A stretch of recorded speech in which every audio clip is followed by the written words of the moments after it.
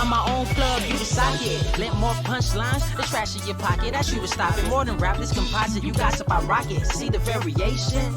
It don't matter, black or white, bring the drama, Perry Mason. I'm adjacent to the destined, counting all my blessings while they selling their soul. No, you gotta be desperate like them housewives. Hear the real with my mouth wide, paths going north, but they still hear the south side in me. These rappers are actors who giving out Emmys. Find me a Denny's looking proud of their penny without an Oscar. I'ma lay it proper. Father, this sound ironic, didn't have a papa for most of my life. Foster home to home. Don't let me start. Comment tell me about real love. It starts in the heart, not the pants. Born without a chance. Probably met Destiny plenty times and noticed when she glanced at me.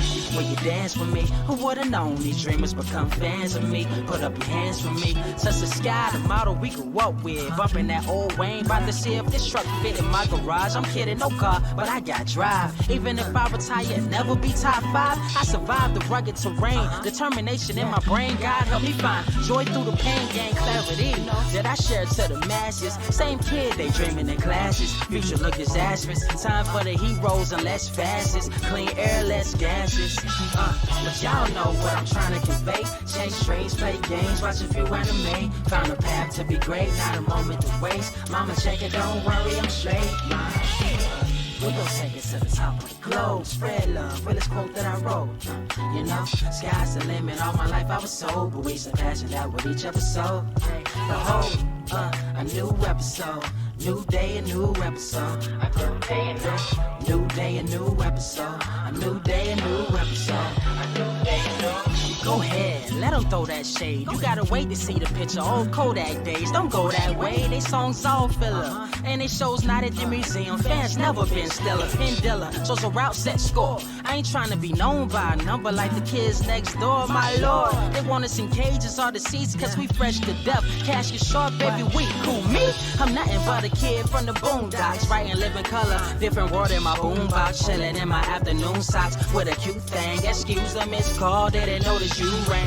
Sharp tongue from the heavens, we thinking outside of the box. They call him Stoop Kid, never lead his steps. No one knows of his woes, cause he keeps to himself in seclusion. But me, I had to find out his story, so I sat by his stoop. He said his name's Corey. Told me how he used to be in love with a dame, but she left about as fast as she came. Said the sky's never been the same. Air's less fresh, chemtrails blanket the sky, and we compressed to a perfect world that we created within the mind. We blind to the truth as the days unwind. He finds happiness and watch the time go by. He asked, do you know why? Cause at least I know when we die. Society's engulfed in trends, and it's hard to find friends when your vision ain't the same through the lens. A cleanse what we need, but our pride won't accept it. Love's like a precious baby girl, and I'm wishing that we kept it. Neglected all our principles, kids laughing at me every day. How conventional, all one-dimensional. I wish I was invincible, I would just fly away. Aim for the sun, hope to land in a higher place. That's my escape from reality. Life is a dream, but it seems we've been sleeping in ravines. For now, I'ma chill with the ranting.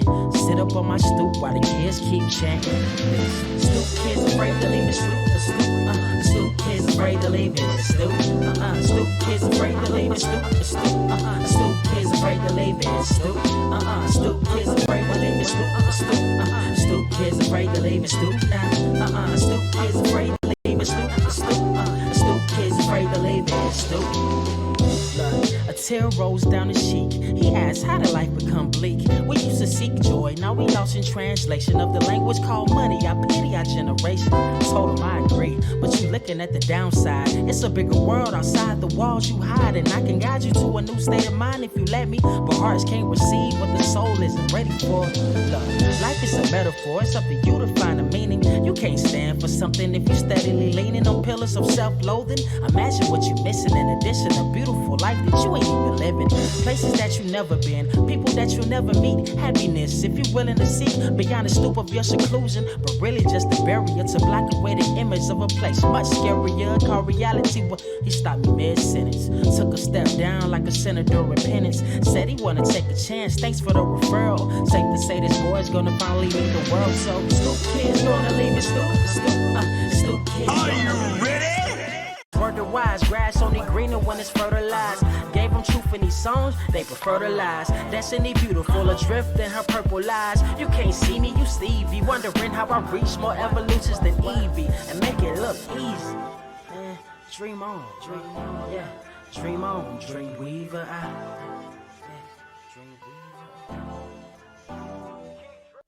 What is up, Earth's mightiest subscribers? It's Ernie Blerd without fear. Welcome back to another round of the Blerd Cave. It's Blerd Cave number 45. Can't believe I've done 45 of these. I don't think I've ever done 45 of anything. That said, today we got a lot of stuff to get into. A lot of stuff's going on, as always. But that said, let me also introduce, y'all know my guy, brother one above done. He's with us today. Oh man, we gonna talk about the X-Men's or what? Wait, maybe. No, I don't know. Well, you know, I do have it ready just in case. Keep it on standby. we will keep it on standby just in case we need to pull the strap. Don't do it to him.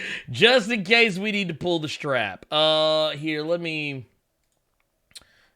see what we got. Who we got in here today? God damn it! Who we got in here today? God damn it! Ice Princess up in here. Hide your wallets. Got Reggie Simmons. Man, what's good? What's good, pimp? The Orochi Geese. Ooh, he in here. Michael Morris. God damn it. There you go. Staff Sergeant, reporting for duty. Woo! I see him. Brian Harris. In here. The Enigma 9x9. And then let's see who else we got here. Here's EX Triv. What? That's what I'm talking about. With a little what up though. Pugetsu. I see you. That rhymed. Couldn't repeat that again if I tried. Welcome, you know. Like I said, we in here. Yeah, man. Grab a seat. We got refreshments over there. That's you know right. What I'm saying? Pull up a seat. Pull up a chair. You know what I mean? All are welcome. Oh. Dark Angel in the building. Oh shit. Now you really got to hide your wallets. You for real? Hold on. Where's my shit? It's already gone. God damn it. Damn it. She got me. Oh, wait. Hold up. Wait a minute. I hear Staff Sergeant says he's about to get promoted, so he got to change the name. Wait, so hold on. Wait a minute. Booyah! Congratulations to Staff Sergeant. Not only a member of Earth's mightiest subscribers, also a member of Blerd Club. Also one of the mighty protectors of our country. So I gotta show some love and some respect. Put some respect on his name. That's right.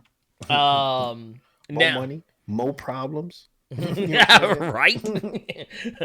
look. Can we get Mace? Where's Mace? He's not busy, is he? Chain bubbling. Is drop top with my name on the blip. look, right? Where's Diddy at? Look, and doing like the little doing a little what was a little Puff Daddy shimmy? Shimmy? Yeah, like Puffy don't ever really actually dance. He just kind of does a little. Take that. Look. But yeah, dude. Like I said, man, we got a lot. Real quick, I want to give a little shout out. Not a shout out, really. This is more of a PSA. I don't know why I said shout out. I wasn't really thinking when I said that. I want to send out some positive energy. Oh, okay. I want to send out some positive energy because, man, I am worried for our boy, Big Papa Pump. Oh, yeah. Like some of you may know or may have noticed that a lot of times I affectionately refer to Thanos as the big bad booty daddy. And that is by no mistake. It's because when I was a kid, back in the 90s, when like WCW was at like the height of its powers, right, that heyday, I was a big fan of Scott Steiner. I thought he was just like the craziest thing on earth. When he started becoming Big Papa Pump, that was when he was like that. That was like, oh, that's my guy. I was never like the hugest fan of him as like when they were like the Steiner brothers or whatever, but like just as he broke out his own, I was like, dude, this guy's actually talented. Even though he has very unintelligible promos, I still appreciate his math. With his 146.78% chance of just it's or 189 on the third's chance. Third. But like Barry Allen numbers to me, coach. Right? Yeah, look, I'm just saying. But I want to send out some I want to send out some positive energy because while they were taping Impact yesterday, he collapsed in the ring. That's not good.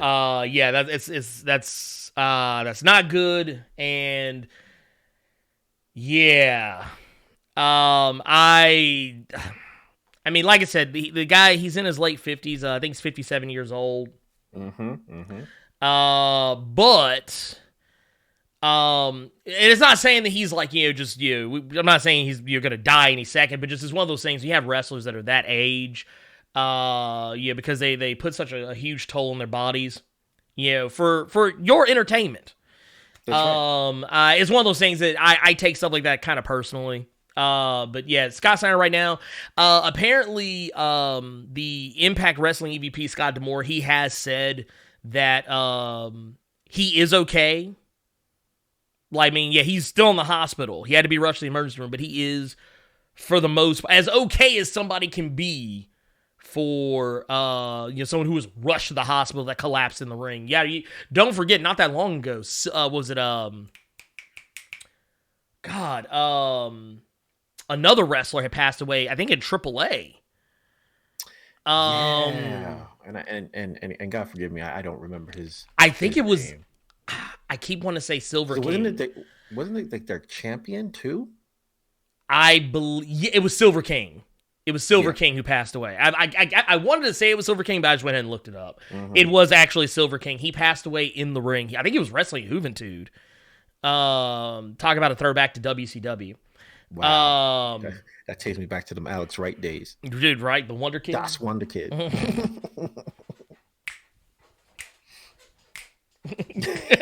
you know the dance. Y'all know the dance. Don't play. Y'all know the dance.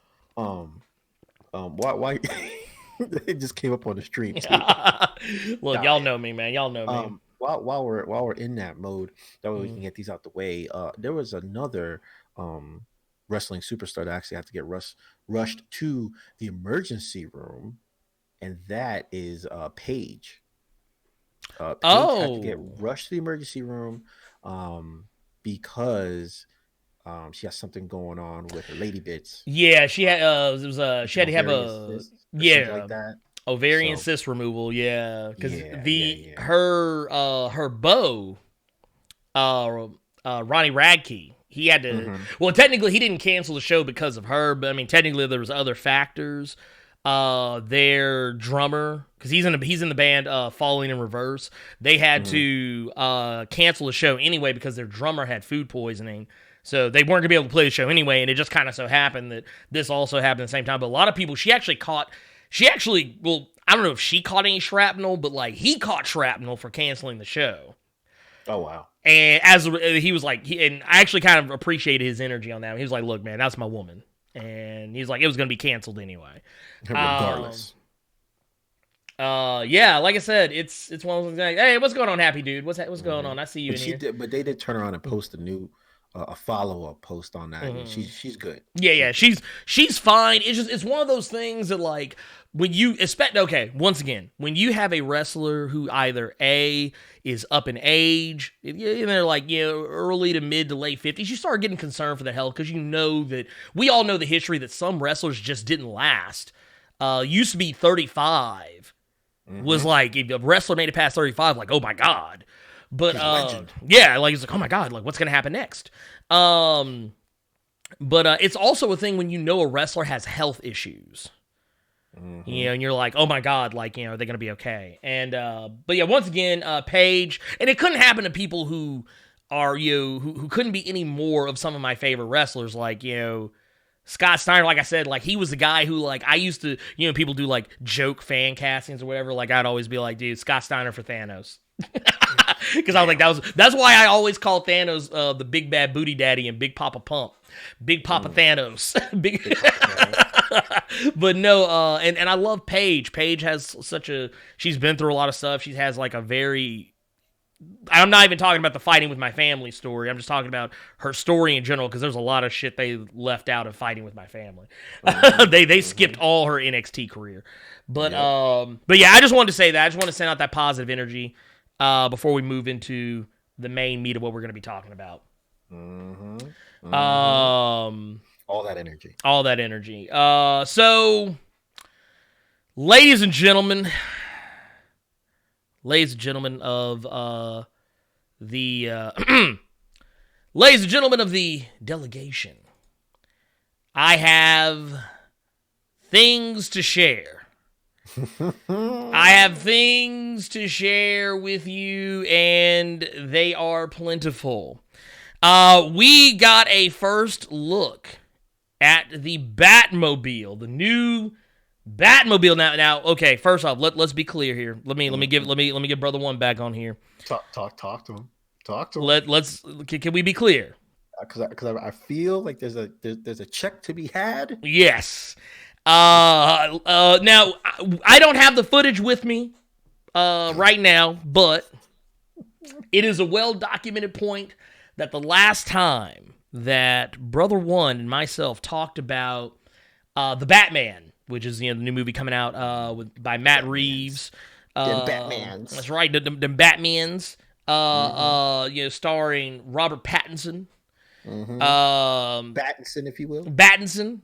Patman. Look, I'm just saying. Robbie Bats. Look, I'm just saying, we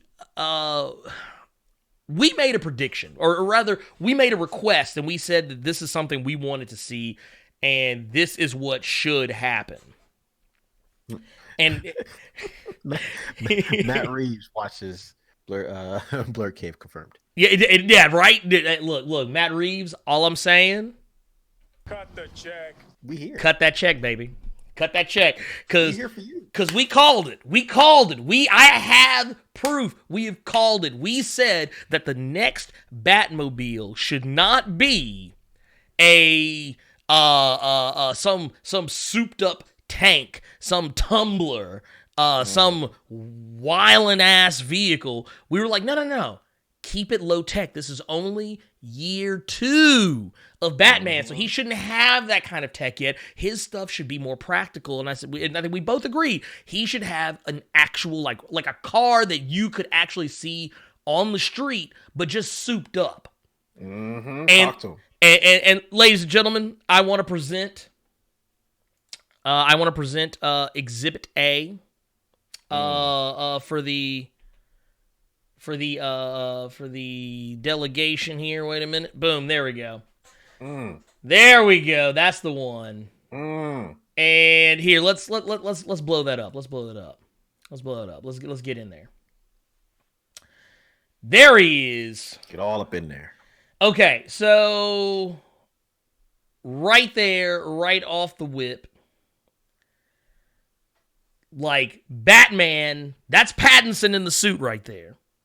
Patman. That's Patman's in the suit, and it's what looks like. It looks like a Dodge Challenger. It low-key does look like a Dodge Challenger. Like, it looks like a Dodge Challenger. I'm not saying it is a Dodge Challenger, but that's That's the first thing it put me in the mind of when I saw it. I was like, that looks like a Dodge Challenger, maybe like some kind of Dodge Challenger prototype. But I mean, it looks good. It's a muscle car. It's matte black. Mm-hmm. That's American muscle right there. Mm-hmm. Look, yeah, but like I said, yeah, you goddamn right. God bless America and fuck everybody else. I'm joking. I'm joking. I know the reference. I make it too. Yeah.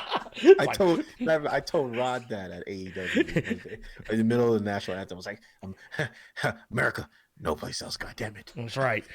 God damn it. Fuck them. Go into bad luck Fale mode. Just be like, man. They'll be like, well, what about the other countries? Fuck them. No, but no, in all seriousness, we love everybody. We just like, because we ain't shit. We were. Exactly. That is a disclaimer. We never said we were shit. Mm-hmm. But no, but this Batmobile, it looks fantastic. Would you agree? I would agree. Here, let's look at another picture. Let's get another shot of that bad boy. Give him the booty. Give him the booty shot. Here, look right there. Look at that backside. Look at that back. Look at the backsides. I'm feeling that. I'm feeling that right there. Because clean in the motherfucker. Because you know what it's doing without actually doing it? It's giving the look of, like, okay, so typically the Batmobile usually has like the wing tips on the back, like the bat wings on the back. Like, instead of giving you the actual bat wings, and maybe this is because like an illusion of the cape being kind of flowing back on the side of it, I like the fact that the backside of it, it's very sharp. It's very like angular, like like almost cut off. Right. Like I said, some of that is the cape. Like there's like on the very edge there's like a part of the cape. But like if you actually look, like ignore the cape part of it, you can still kind of see some of those angles and edges. I like that. I like the fact that it looks like some of the I guess other engine bits are exposed. I think that's really cool. But like I said, this is stuff we have not seen in this to this level before. In a give him the money shot. Give him the money. Oh shot. yeah, wait. Here, wait. Give him the money shot. Let the people see. Bam! Look at that right there. Look at that. Hold up. Look at that shit. Look at it. God damn it. I said, look at it. That's a lot of horsepower right there, dude. Coach. That motherfucker probably goes like 800 miles an hour. That thing can travel through the Speed Force. I'm waiting for that moment where like you start hitting that flash with like, and then like all of a sudden like you start hearing Barry's like, my name is Barry Allen. And I am the 4,275,688,000 fastest man alive. I was struck by, and all of a sudden you hear like, meow, like Batman just pull up, just like, what's up, Ninja? Look, you hired?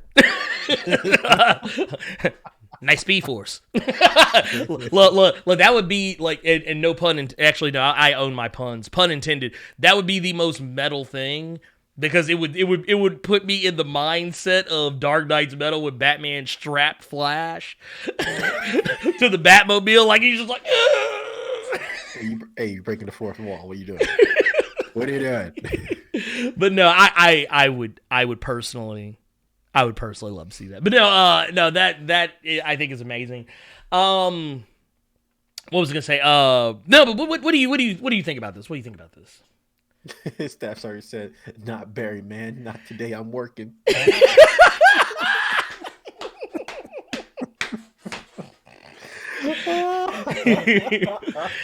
Can we just point out Barry is the fastest man? Like, I love the Flash. He is one of my favorite superheroes. Same. But that man is the fastest man alive with an asterisk, like every day of the week.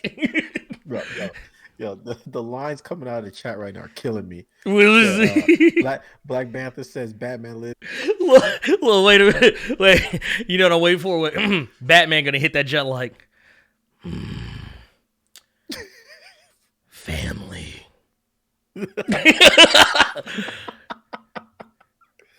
Oh God. Like, hey. I can't. Like, yo, dick. Race. Right?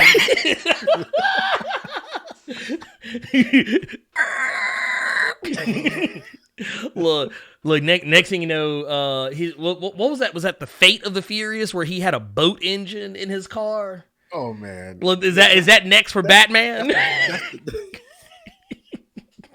No, that's Fast 9 where homeboys they got the jet engine. Oh shit. God damn. I'm done. Get it.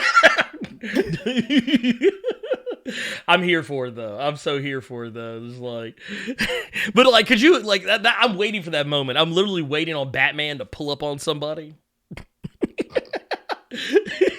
I'll wait on Batman to pull up on somebody.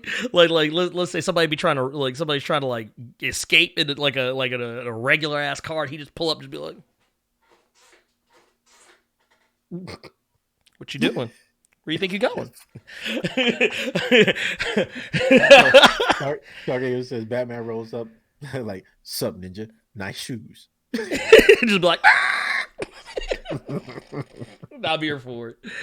Dude, I love it. But I mean, but what do you think? Like, what do you think about that? What do you think about this? So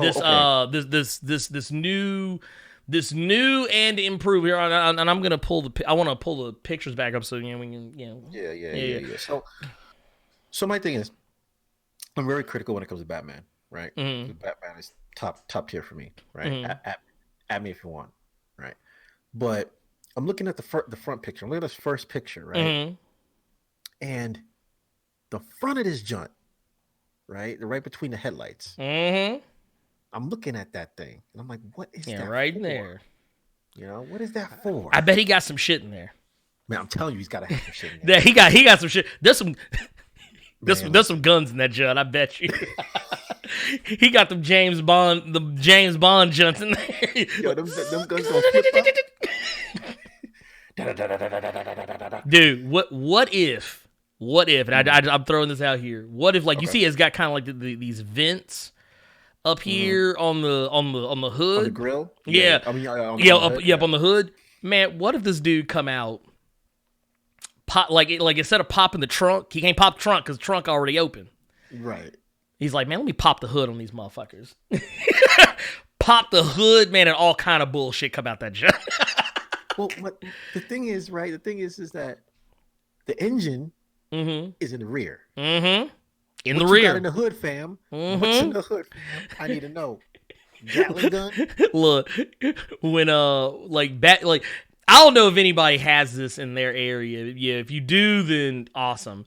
But in Memphis, we have like a super auto zone, and it's an auto zone that's like half the size of like a Walmart, and every Saturday without fail, usually around sundown, every racer in the city is in that parking lot. Like, motherfuckers got the hoods popped up, they showing off they shit. Got neon lights. Like, you remember that shit? Like, it looks like Fast and the Furious over there. So it's a car meet, is what you're saying. It's a car meetup, and motherfuckers just be like, I don't know if they race it for slips or not, but I mean, I would. I'd be like, man, I gotta get to work on Monday. Right. But imagine you see this motherfucker pull up. Dude, I'd be like, oh, I'm out, man. Man, that looks like a spaceship Bugatti. Like a Bugatti spaceship. It's like, nah. It's all good. It's all good. Carter, shout out to Carter Percents, by the way. Carter says, I stayed down the street. I can confirm this. Yes, dude. First off, man, my guy Carter, dude. Like Carter knows what's up. He knows the vibes. No, Dark Angel got the address. She says Summer Avenue.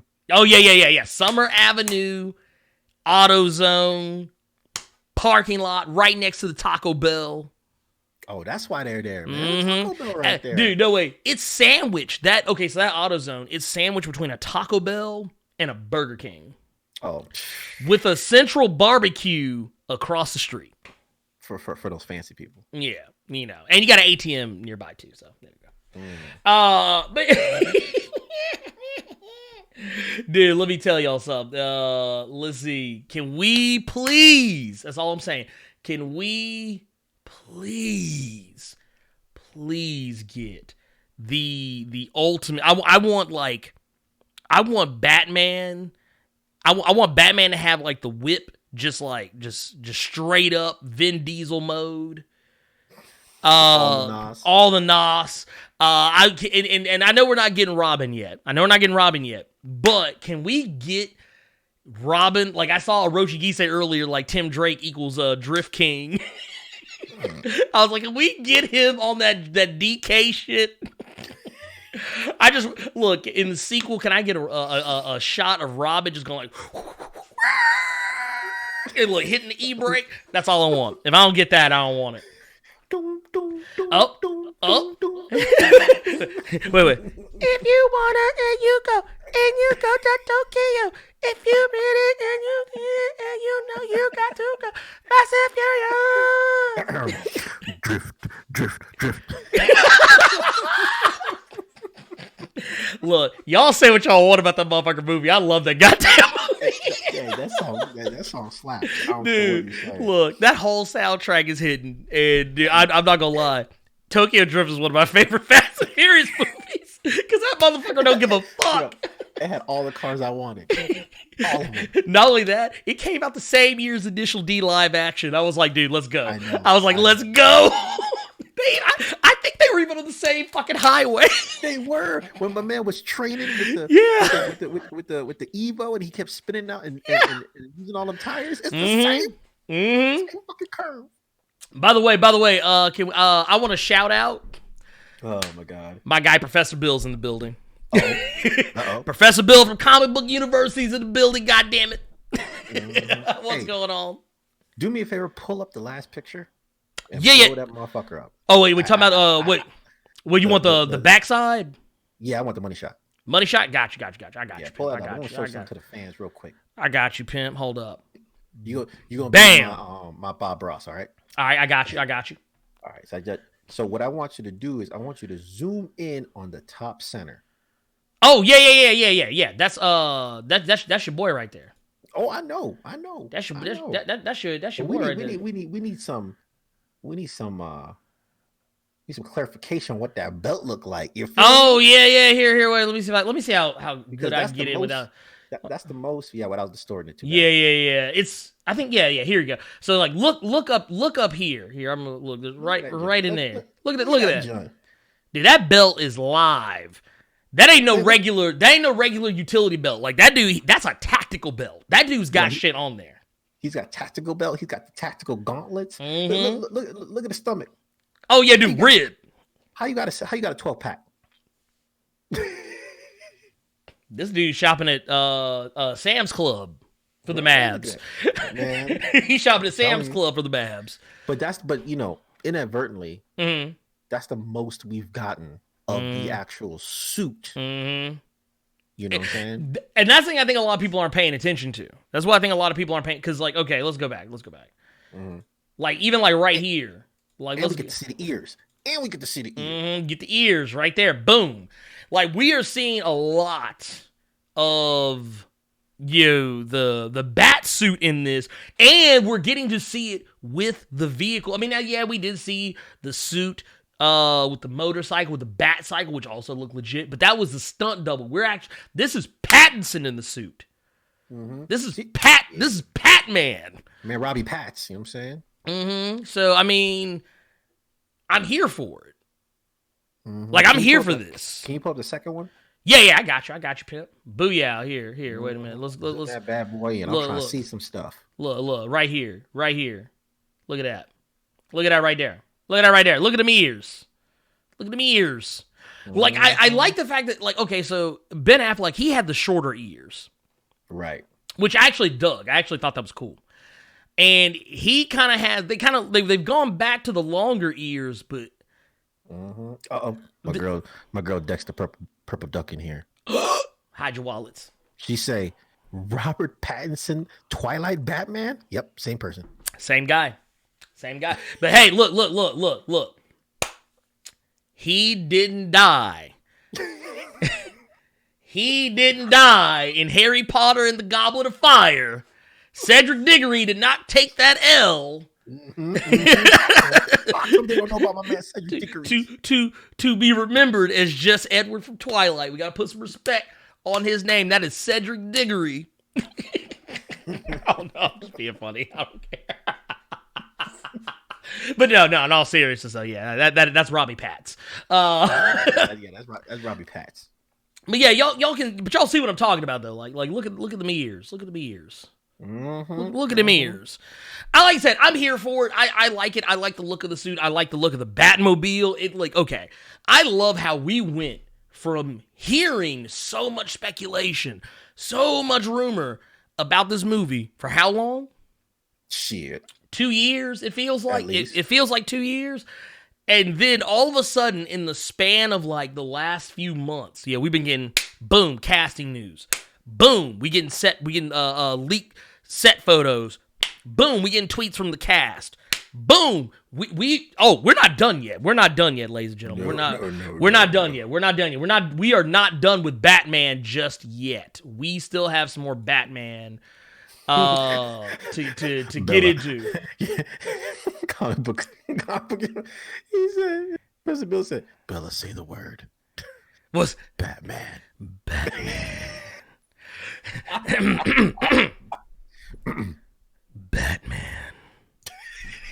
Look, like, okay, can I be real about something? I don't mind the voice modulation. Here, let me get the one for a second.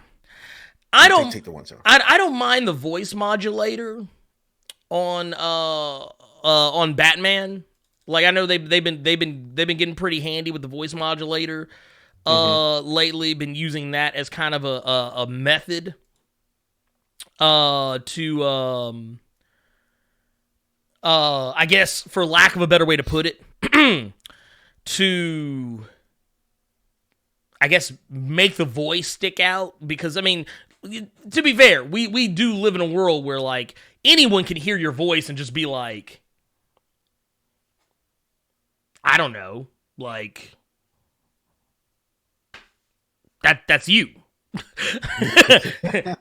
That's you. I know you. Bruce Wayne, is that you? Wait. Well, hold on. Wait. Oh, here, wait a minute. Let me get I gotta get my voice gimmick. Hold on. like, if he came out with this voice modulator, hold up. I'm Batman. Let's party.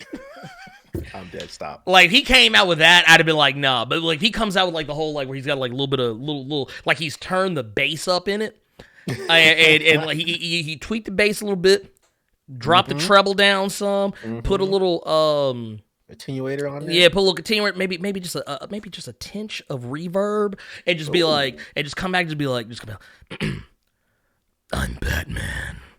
Like, dude, I'd have been done. I would have been done. Cricket say, where is she? Where is Bella? Wait.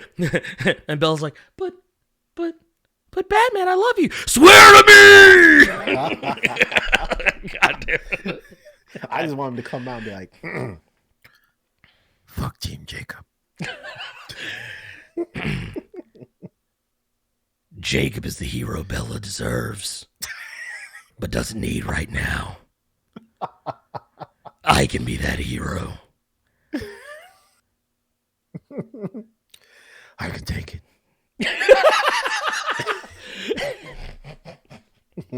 God damn it. I'm just done. I ain't even got nothing else for that. I don't even got like Mickey Mouse. Oh, no. Oh, Lord. Make him sound like Well, wait a minute.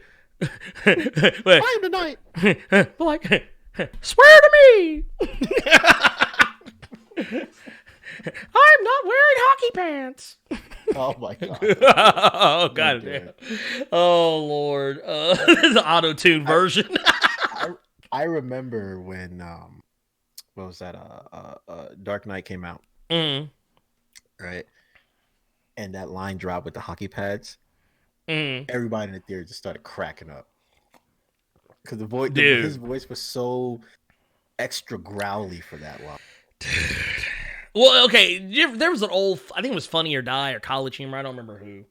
They did an old bit where it was a scene in the interrogation room with the Joker, and like Batman just kind of shows up out of nowhere and like starts beating the shit out of Joker, and he was like, "Where is he? Where?" He just talking to the Cookie Monster voice, and like they were doing the whole thing where like Joker was like, "I can't understand you," and I was like, "Thank you," because see, that's how motherfuckers get killed. Or I'm sorry, he doesn't kill anybody; he just puts them to sleep permanently.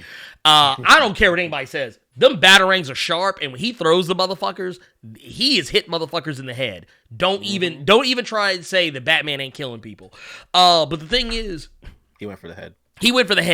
Unlike Thor. But anyways, you can't sit here and tell me that like this hasn't caused people extreme bodily harm because Batman's all like, and next thing you know, they don't know what he said, and he ends up breaking their arm, and they're like, "Dude, I legit couldn't hear you." What did I do? Because like, what was that? I think there was one point like Joker was like, honestly, with the way your voice is going, I can't tell if that was a question or declarative statement. And I was like, dude, I was so glad that somebody else thought they thought the same as I did. But no, we've got more. There's more. That's not the only Batman news. I said do Goofy next. Oh God. Oh, yuck. Oh, Maxley. Oh, Dickie. Wait. Plot twist. What's up? Powerline's the villain.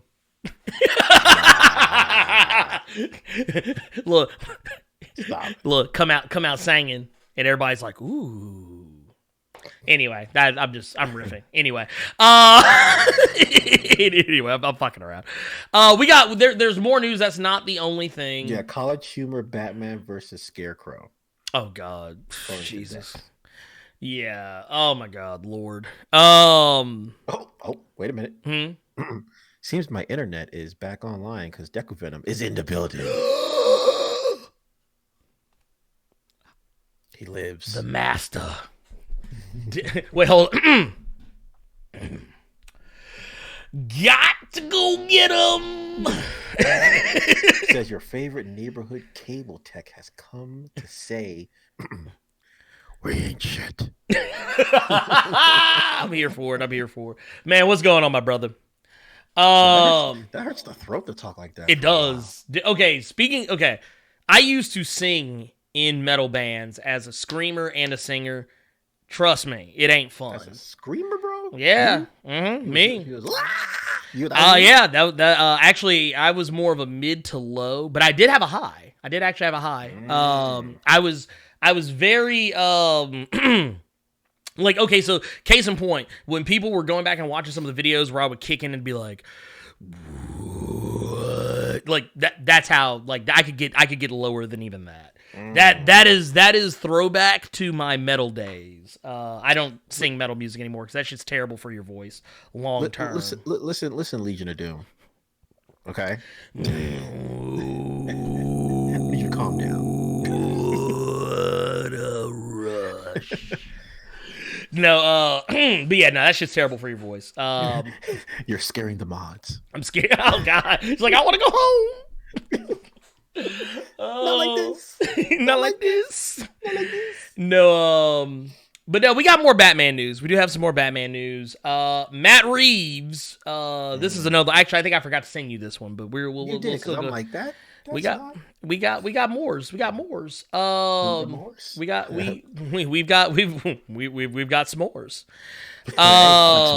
Here, I will shoot that to you. As a matter of fact, go right ahead. But we've got some news. Matt Reeves Matt Reeves is cast. You gave me the studio YouTube link. Oh, my bad. You gave me your dashboard link. I was like, I don't need that. Oh, my bad. Here you go. Take that. Thank you, sir. There you go. Take There you that. go. All right. Now that makes me wonder, what did I... Oh, yeah, I was in the wrong thing when I did it. God, weird. Anyway, neither here nor there. Point of the matter is, we've got twins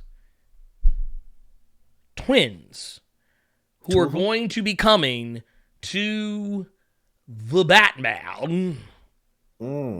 Batmans. Basically, here, let me get this. There we go. Ba-blam!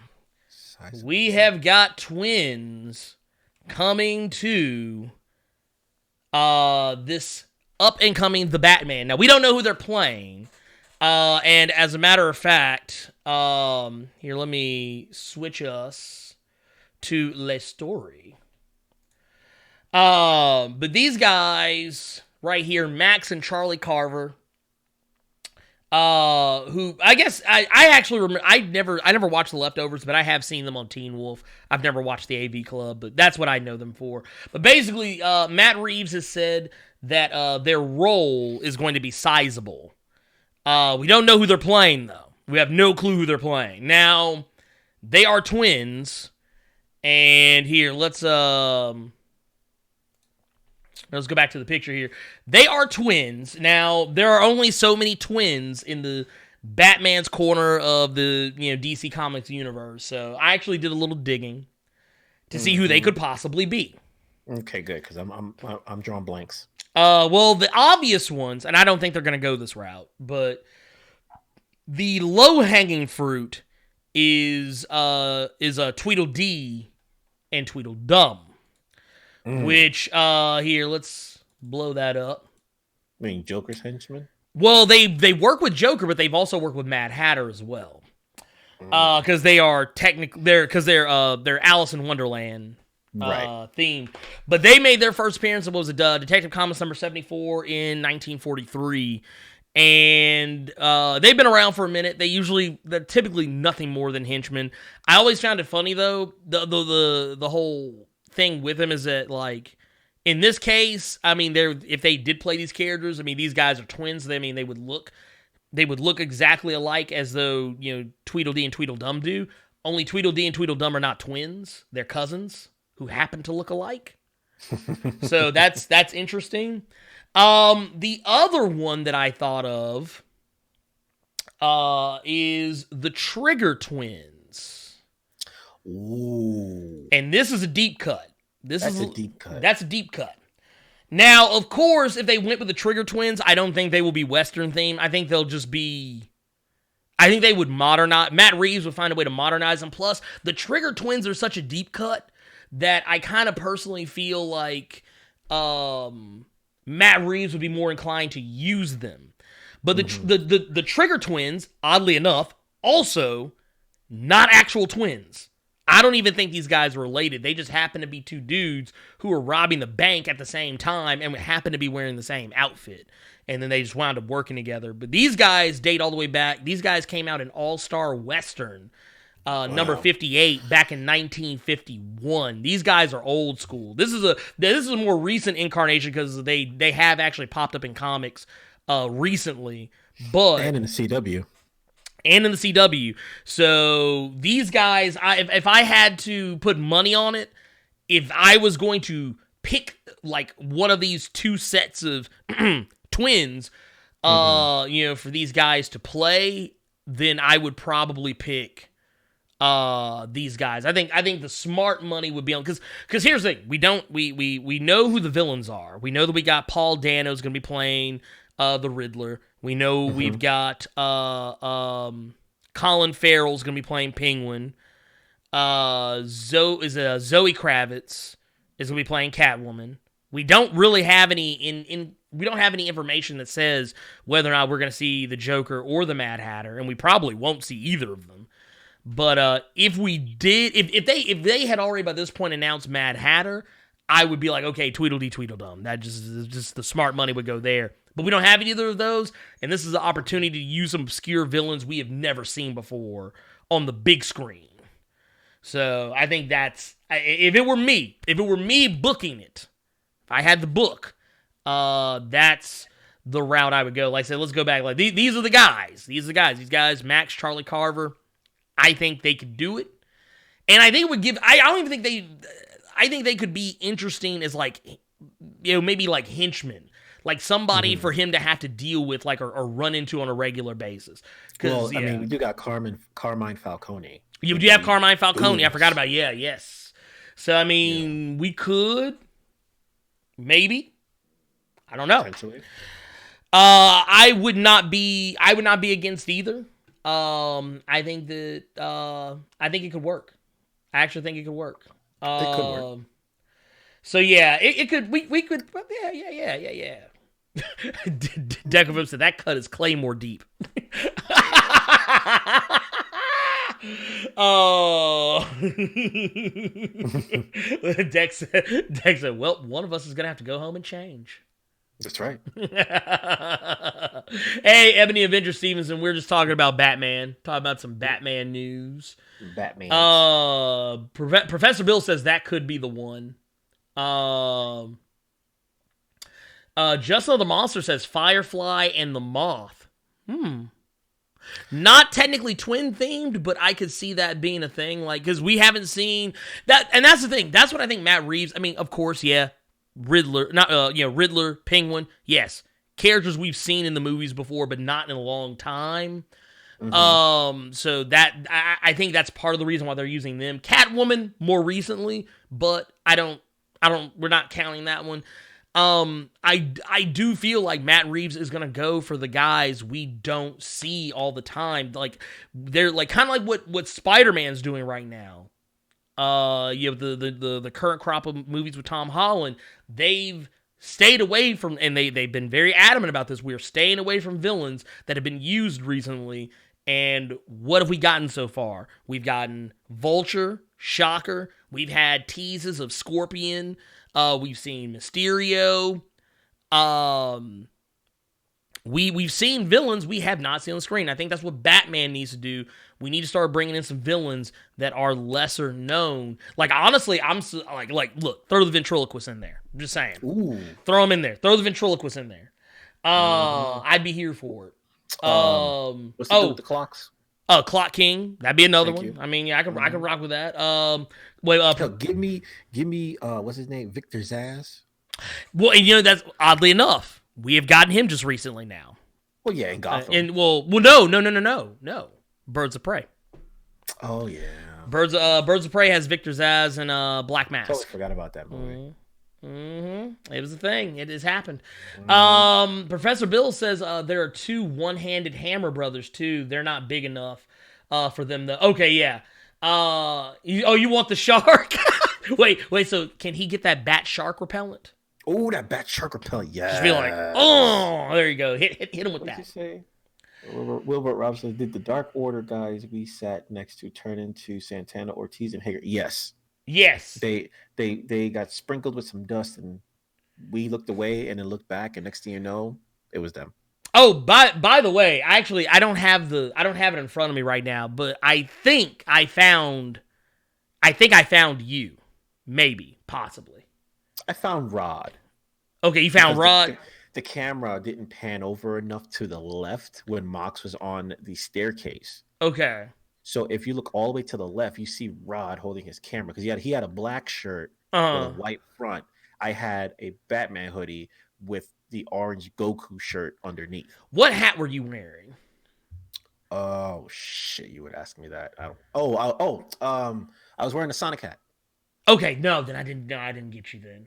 I thought I when I was scrolling through, I was like, oh, I think that's Brother One, and I was looking, but I saw the hat, and I should have actually known better. It was a Chicago hat, so that wouldn't have been you. That wouldn't have been you. Look, I should have known better. Batman versus Batman Sharknado crossover. I need it. Okay, I just want to say I saw the trailer for the more recent Sharknado that is either coming out or just came out.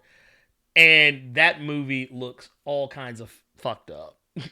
A dude, take yourself seriously. A dude literally crotch thrusted a shark. This Chippendale dude crotch thrusted a shark that was flying at him at Mach 8 and killed Mach it. 8? I was just like, what the fuck? I mean, I'm pulling a number down from the ether, but yeah. But fast as hell. Yeah, right. What is it said? Professor Bill said he meant great white shark. I mean, hey, look, I want king shark, which apparently we're getting in Suicide Squad. Let's see here. Oh yeah, Court of Owls. I wouldn't mind seeing Court of Owls is something, once again, we have not seen on the big screen. We've not seen it. Yeah. But you know what I would do? I would actually not do Court of Owls right out of the gate. I think Court of Owls. Yeah, I think Court of Owls is like I would actually say Court of Owls is a trilogy ender. Like if we have to build movies around, which I don't like the idea of, but it's what Hollywood does. It's what Hollywood does. We're just gonna go with it. But if you had to build it around a trilogy, I would make the Court of Owls be the third movie, because the Court of Owls is something that should, especially upon first meeting, should throw Batman off his game. Like I always feel like the way Batman movies should work. First movie, Batman's the baddest guy on the block. Yes. He's the baddest guy on the block. Can't nobody mess with him except for maybe like one or two people. And then like he can still get him. He can still get him. But like, yeah, it ain't gonna be like stupid easy for him. And then by the second movie, he should be the biggest swinging dick on the block. By the second movie, he should be the guy that everybody's like, oh my God. Like everybody should know his name. Everybody should know that he's out here. And then you have somebody else that comes up that is like, oh, wait, I can test nuts with this dude. Mm-hmm. And then like Deathstroke. Yeah, exactly. And then I think by the time you get to the third movie, and like I said, in that second movie, it should still be a fight, though. Even though, like, Batman is the biggest swinging dick on the block, he should have somebody come along who's his equal. He should have somebody who comes along who's like his equal in some way, shape, form, or fashion. But then you get like to that like Deathstroke. You get to that third movie, though, you should have somebody come along, like Batman's still the biggest dick on the block, but someone's going to come along that has his number 100%. It ain't like they're equal. Like, someone should come along who can really push his shit in. Like, I'm talking about, like, somebody comes up and he's just like, dude, he's like, I want Batman to be sitting there like, dude, I have fought Deathstroke. I fought Superman. I fought the Joker. I have fought everybody. How can I not take, like, it should be somebody that gets in his head in such a way. Kind of like in the same, like, yeah. Like Hush. Yeah, like Hush or something like that. So that's why I would save the Court of Owls for that final, like that trilogy ender. Even though, like I said, once again, I don't like the idea of movies having to be trilogies. It's just, I know how Hollywood works. That's the first thing on their mind. They're like, 3 movies. That's how they tell their stories. Instead of having 3 acts in just the movie, there's 3 acts worth of movies. Bruh. Even if you bookend it, right? You have a little sprinkle in the first movie. Mm-hmm. You know what I'm saying? Mm-hmm. Not throwing no names. There's just some suspect backroom shady shit happening that is the overarching story of the movie that you never find out. Mm-hmm. Right. Go to the second movie, then and I'm talking about Court of Owls on this. Yeah. You know, then they start taking action. They know who the Batman is. Mm-hmm. You start learning the history of the Court of Owls, right? Not necessarily that he has to go up against, but you start learning more about him. Mm-hmm. Then in the third act, or you can even throw it at the end of the second movie, they make themselves known. You know, that's something I would treat as like a stinger. I would almost treat or you know what? Let's get away from stingers for a minute, because I think stingers I think it's more of a Marvel thing. But I think what you should do what the Dark Knight did, or not the Dark Knight itself, but do what that's one of the things about Batman Begins I thought they did really well. The setup for the Joker.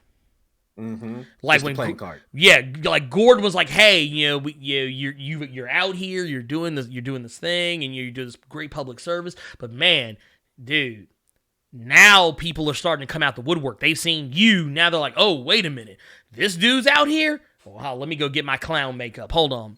And Gordon holds up the baggie with the Joker card in it, and to people who know, and even people who don't know, they immediately see that card and they're like, ooh, Joker's coming. And even if you're not a Batman person, even if somehow, some way, I think everyone, even people don't read comics, know who Batman and Joker are, but I feel like even if you had no clue, you would see that card and be like, dude, what does that mean?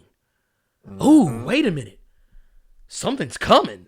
And it's like, oh, dude. Research it. Right, like you're going to go look. And that's kind of how I feel like you should do it. I feel like that should be something like if you, like, do little hints and teases. Like, case in point, I want that Batman Arkham Asylum City night level of booking. Where, like, there were secrets in Batman Arkham Asylum that people didn't discover until Arkham City was already coming out.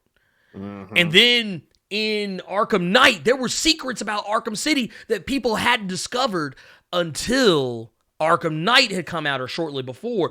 That's the kind of booking I think you should be trying to do. You should be hiding stuff in plain sight, but make it just obscure enough that people will second guess themselves. Like, that's what I would do with the Court of Owls. Like, it would be one of those situations where by the time you get to the third movie and the Court of Owls has been revealed as the villains, they've already laid the groundwork. There'll be like a random character in the background that you never noticed.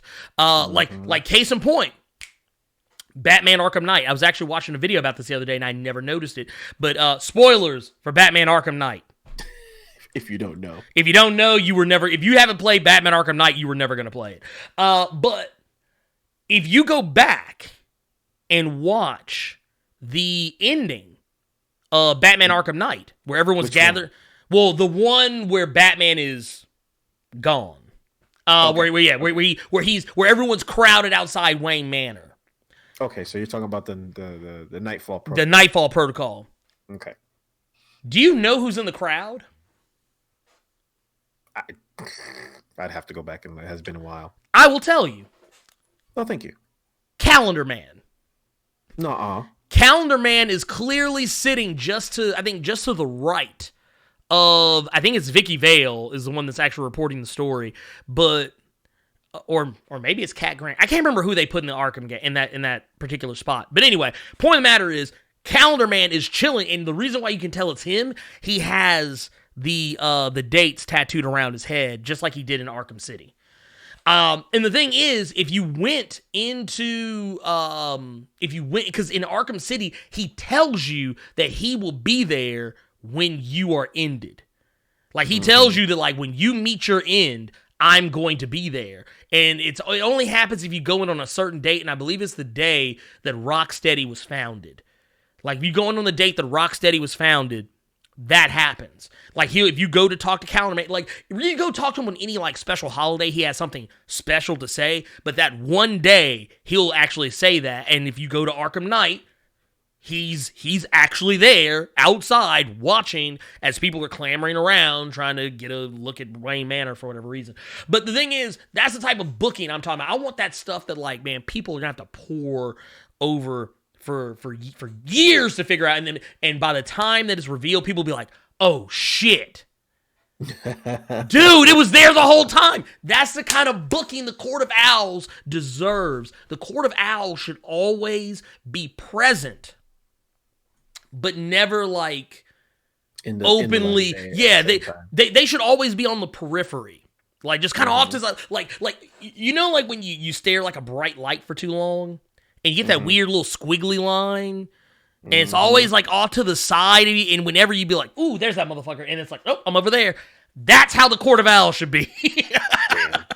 There you go. You talking about long-term booking. Dude, y'all know me, man. I'm all up, dude. I want the long-term build. That's what I'm talking about, God damn it. But anyways, point of matter is, point of the matter is, yeah, that's what's going on. We got way off on that one.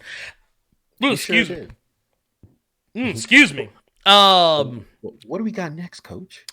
Let's shift over to, let's talk about we're gonna talk about some Stargirl for a minute, because there was some Stargirl announcements.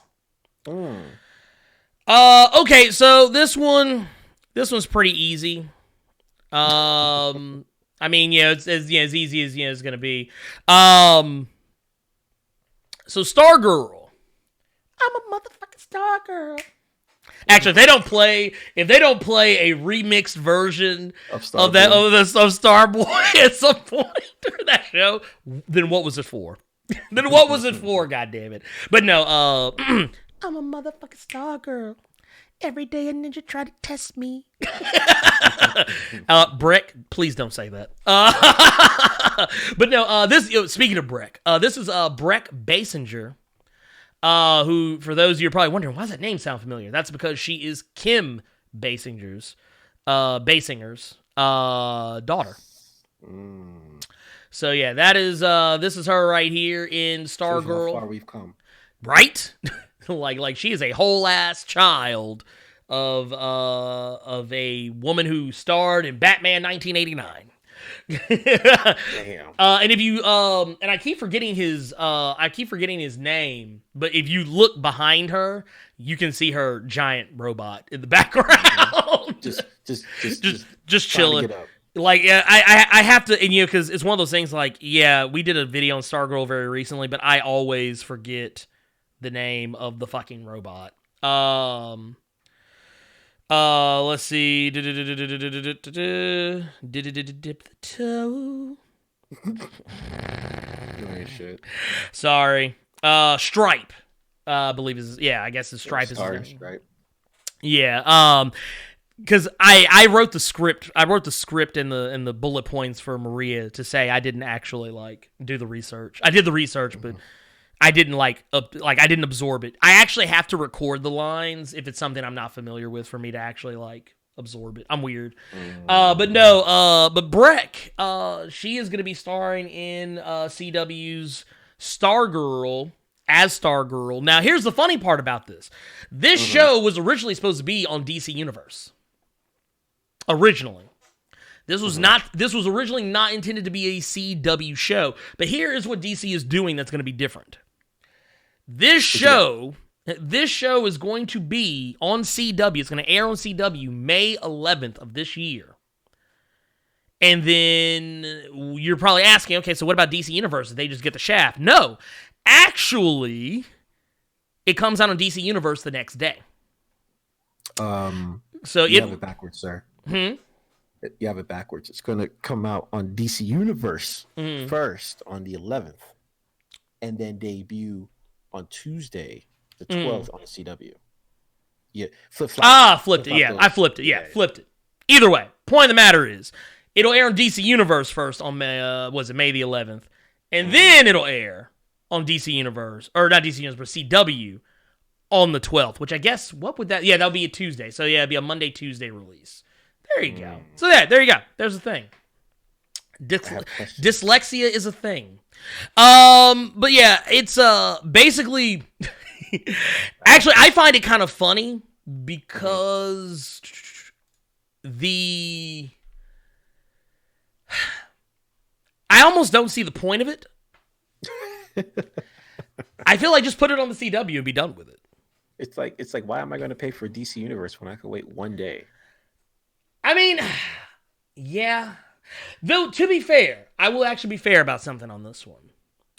At this point, okay, so what are your shows? What are your shows on Altogether? On DC Universe? You've got Titans. You've got Young Justice.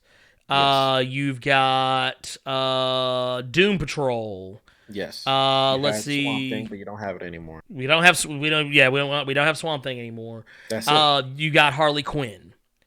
I didn't even know that was a thing. Yeah, the Harley Quinn anime, which is actually good. It's actually really good.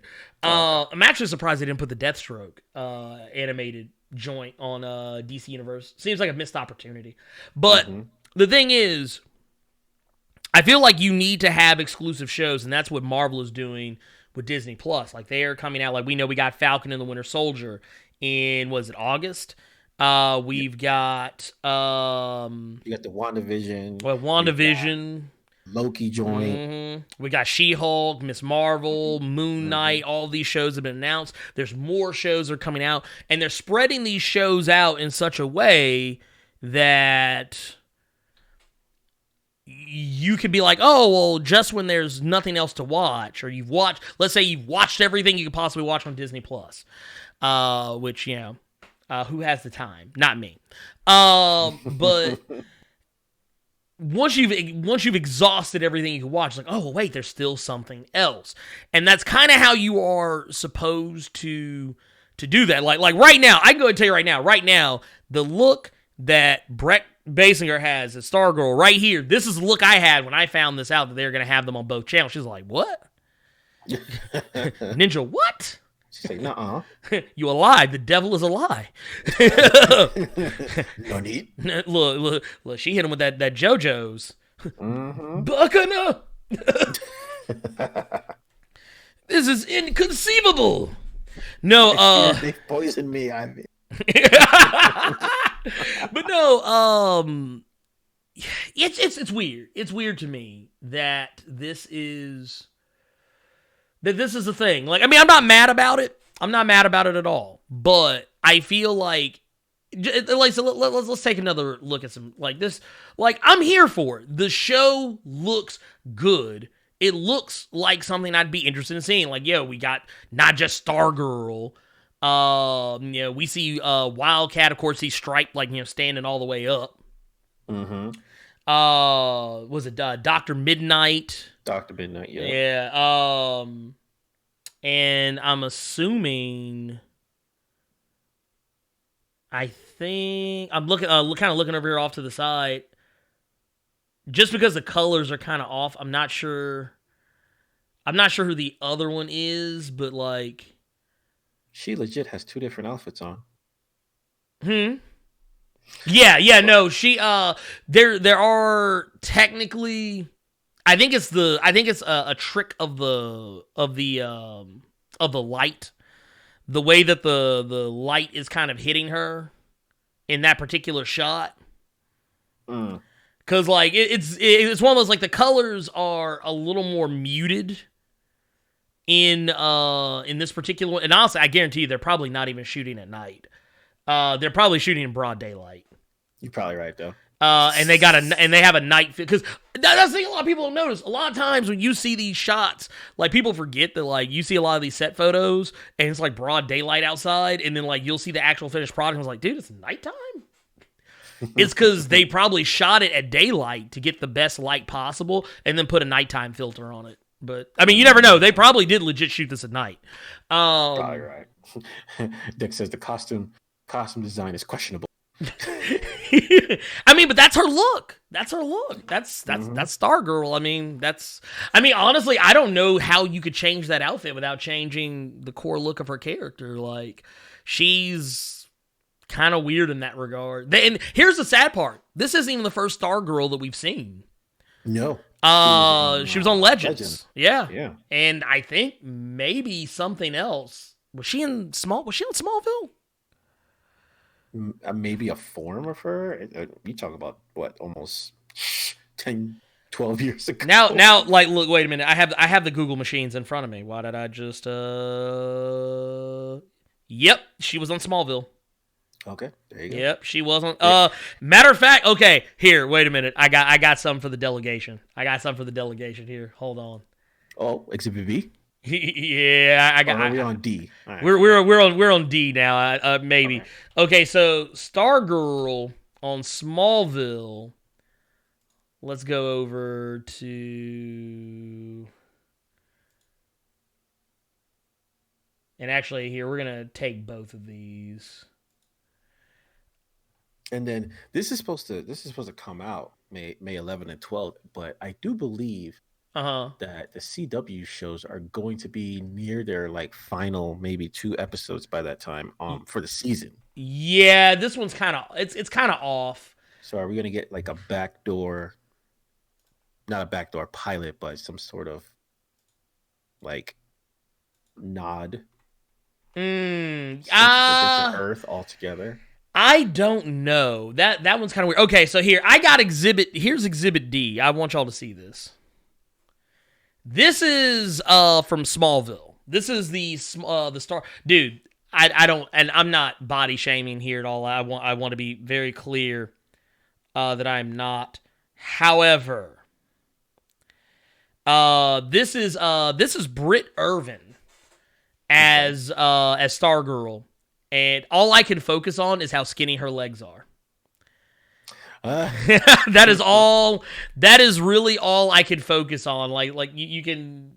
But I mean, they had her. She was out here. Yeah. But I mean, she's got like the kind of like the you got the stomach out.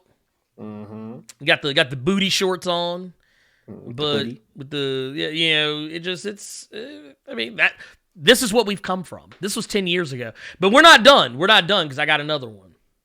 This do some squats. This is Stargirl from Legends of Tomorrow. And I'm trying to remember who. I'm actually looking it up now to see. Sarah Gray. She looks who lost. that is. She looks incredibly lost. But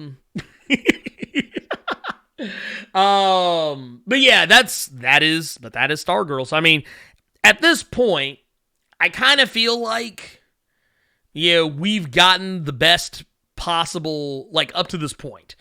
I think we've gotten the best. I feel like we've gotten the best possible Stargirl up to this point. Like, I mean, the costume, I feel like it looks more legit. It looks more like a suit. It looks more like the traditional suit you would see on a costumed hero in a television show or movie, where like they kind of instead of like where the costume is kind of simplified in the comic, they spruce it up a little bit with some extra like flair design to it. They added like you can kind of see like the ridges in the suit and whatnot. It's more outlines in the suit. The star isn't just like a flat star. It's got some layers to it. I mean, I don't know. I'm gonna check it out. I'm curious because I feel like what a lot of people forget is this is Jeff Johns' baby. Mm-hmm. Very closely. Yeah, this is a character that he created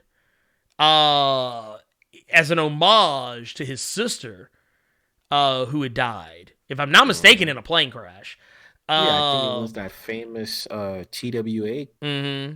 Yes. I forget the name of I forget the flight number, but yeah. But yeah, no, it was a very wild, it was a widely publicized plane crash. And so I mean, yeah, I think Jeff Johns is going to be kind of close to this one. So, and not to mention, there's a lot of people in this. There's a lot of people that are in this Stargirl show. Yeah, I couldn't think of words. Yeah, that was the thing. But like, yeah, you don't just have Brett Basinger. You got Joel McHale from Community. He's gonna be playing Starman. You got Brian Staff as Wildcat, Ted Grant, and Lou Ferrigno Jr. Yeah, Lou Ferrigno Jr. is gonna be Rex Tyler. He's gonna be playing Hourman, which now that I'm going back and thinking about it, that's probably who we were looking at. It's about accurate. Yeah, I never think about Hourman for more than an hour. Neither does he. But you got Meg DeLacy, Angelica Washington, Yvette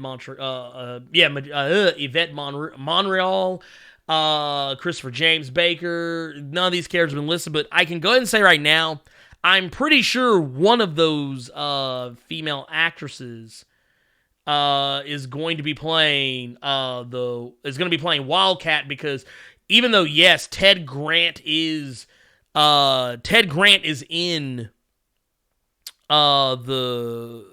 show, we can't forget that we have a whole ass female Wildcat right here, which there was a female Wildcat. I think she popped in during Crisis on Infinite Earths. Yep, right there on the right. Right here. She popped in on Crisis on Infinite Earths when Ted Grant, I think he got paralyzed. I have a very poor memory of Crisis on Infinite Earths right now. His ass ended up in jail. I forgot. It was something was going on, but there was one way or another. She took up the mantle of Wildcat, and so we're gonna get that. That's gonna be something fun. I think it'll be interesting, if nothing else. Yeah, that's only 2 months away. Like I said, we're getting close.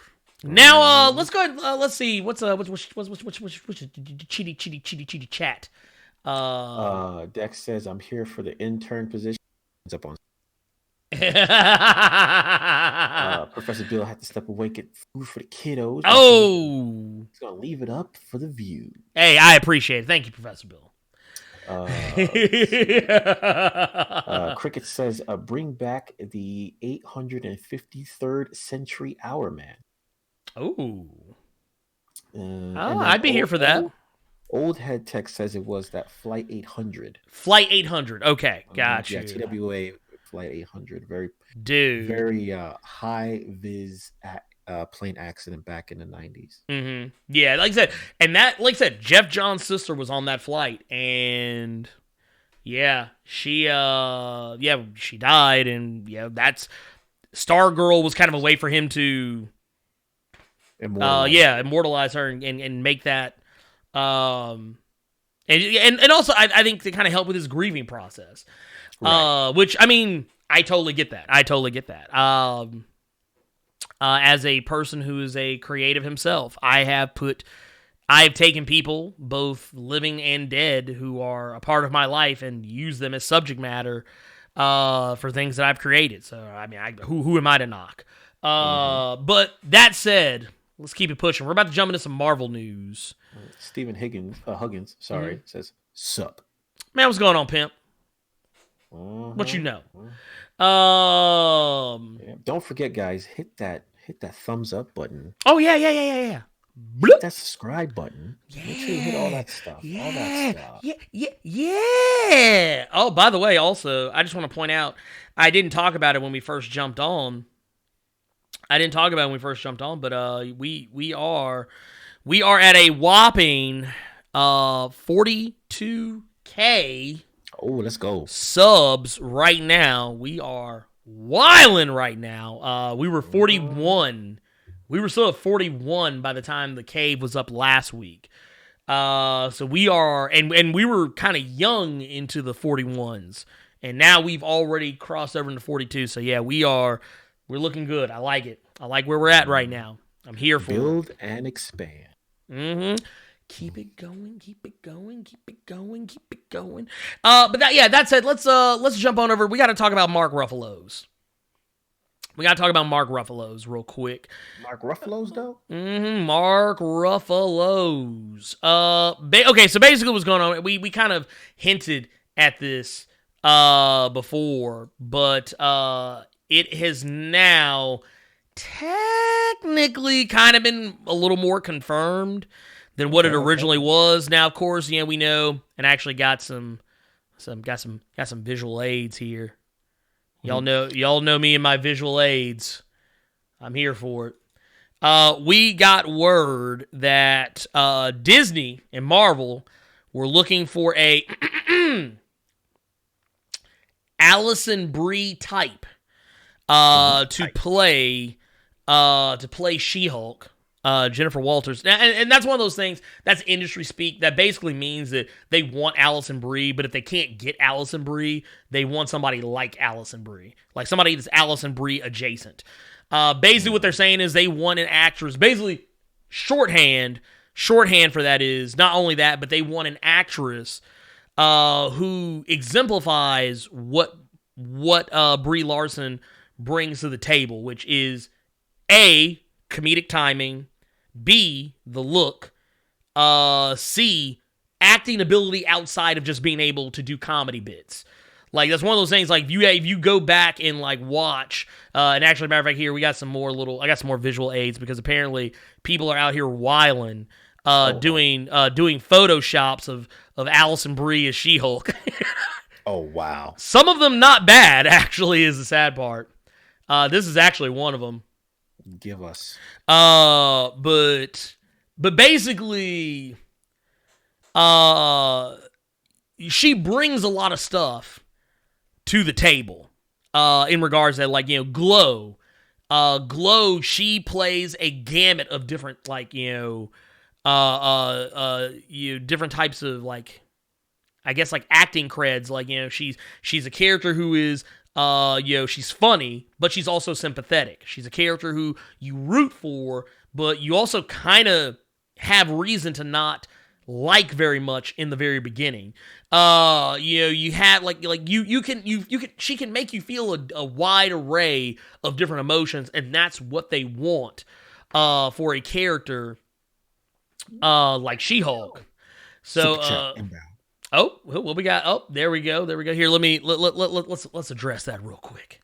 Let's address that. Super chat. Oh, my guy, Soldier of TMH, hitting us with a young $20. $20 make you holla. Thank you for that. I appreciate. Thank you so much for that super chat. Says, all I can say is I'm here before you hit a million subs. Look, hey. Thank you for that. I appreciate that because Cool Millie. Look, the cool Millie. Oh wait, Maria's in here. She said that ass though. Look, dude, Brian Harris also we got a new subscriber. I just want to say thank you everyone who's also new subscribers.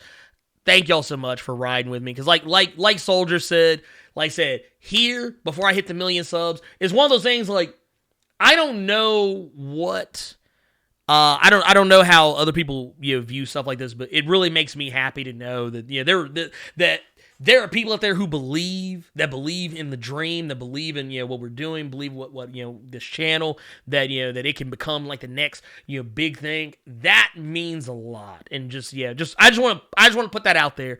Just want to put that out there right now. So I don't ever want people to feel like I don't notice it. I do notice it.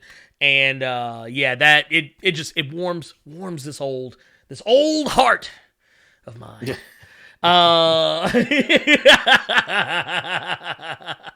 But once again though, Soldier, thank you for that $20 super chat. You are amazing. Thank you. You are a scholar, a philosopher, and a saint.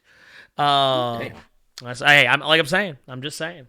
I gotta put respect. I gotta put respect on the name. Do it to him. Let's see here.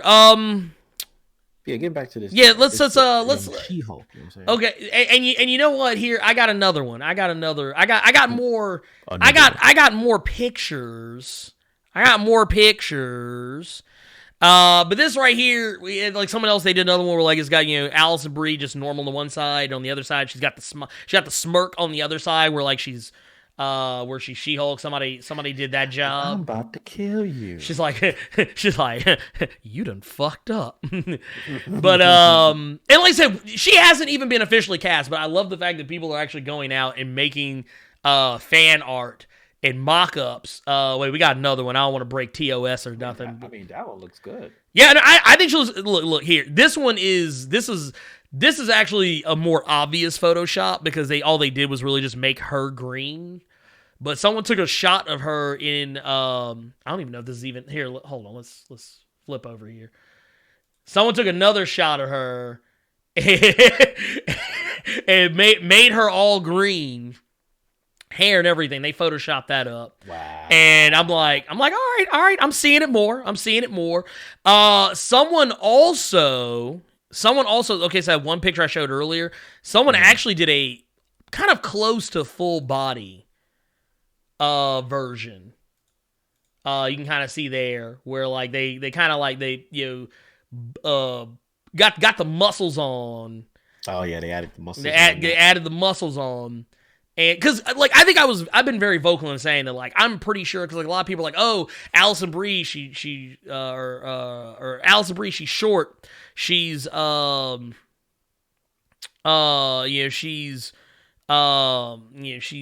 doesn't have the muscle. But here's the thing. Neither is Jennifer Walters.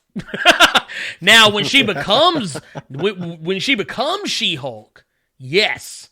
And I'm pretty sure she is not.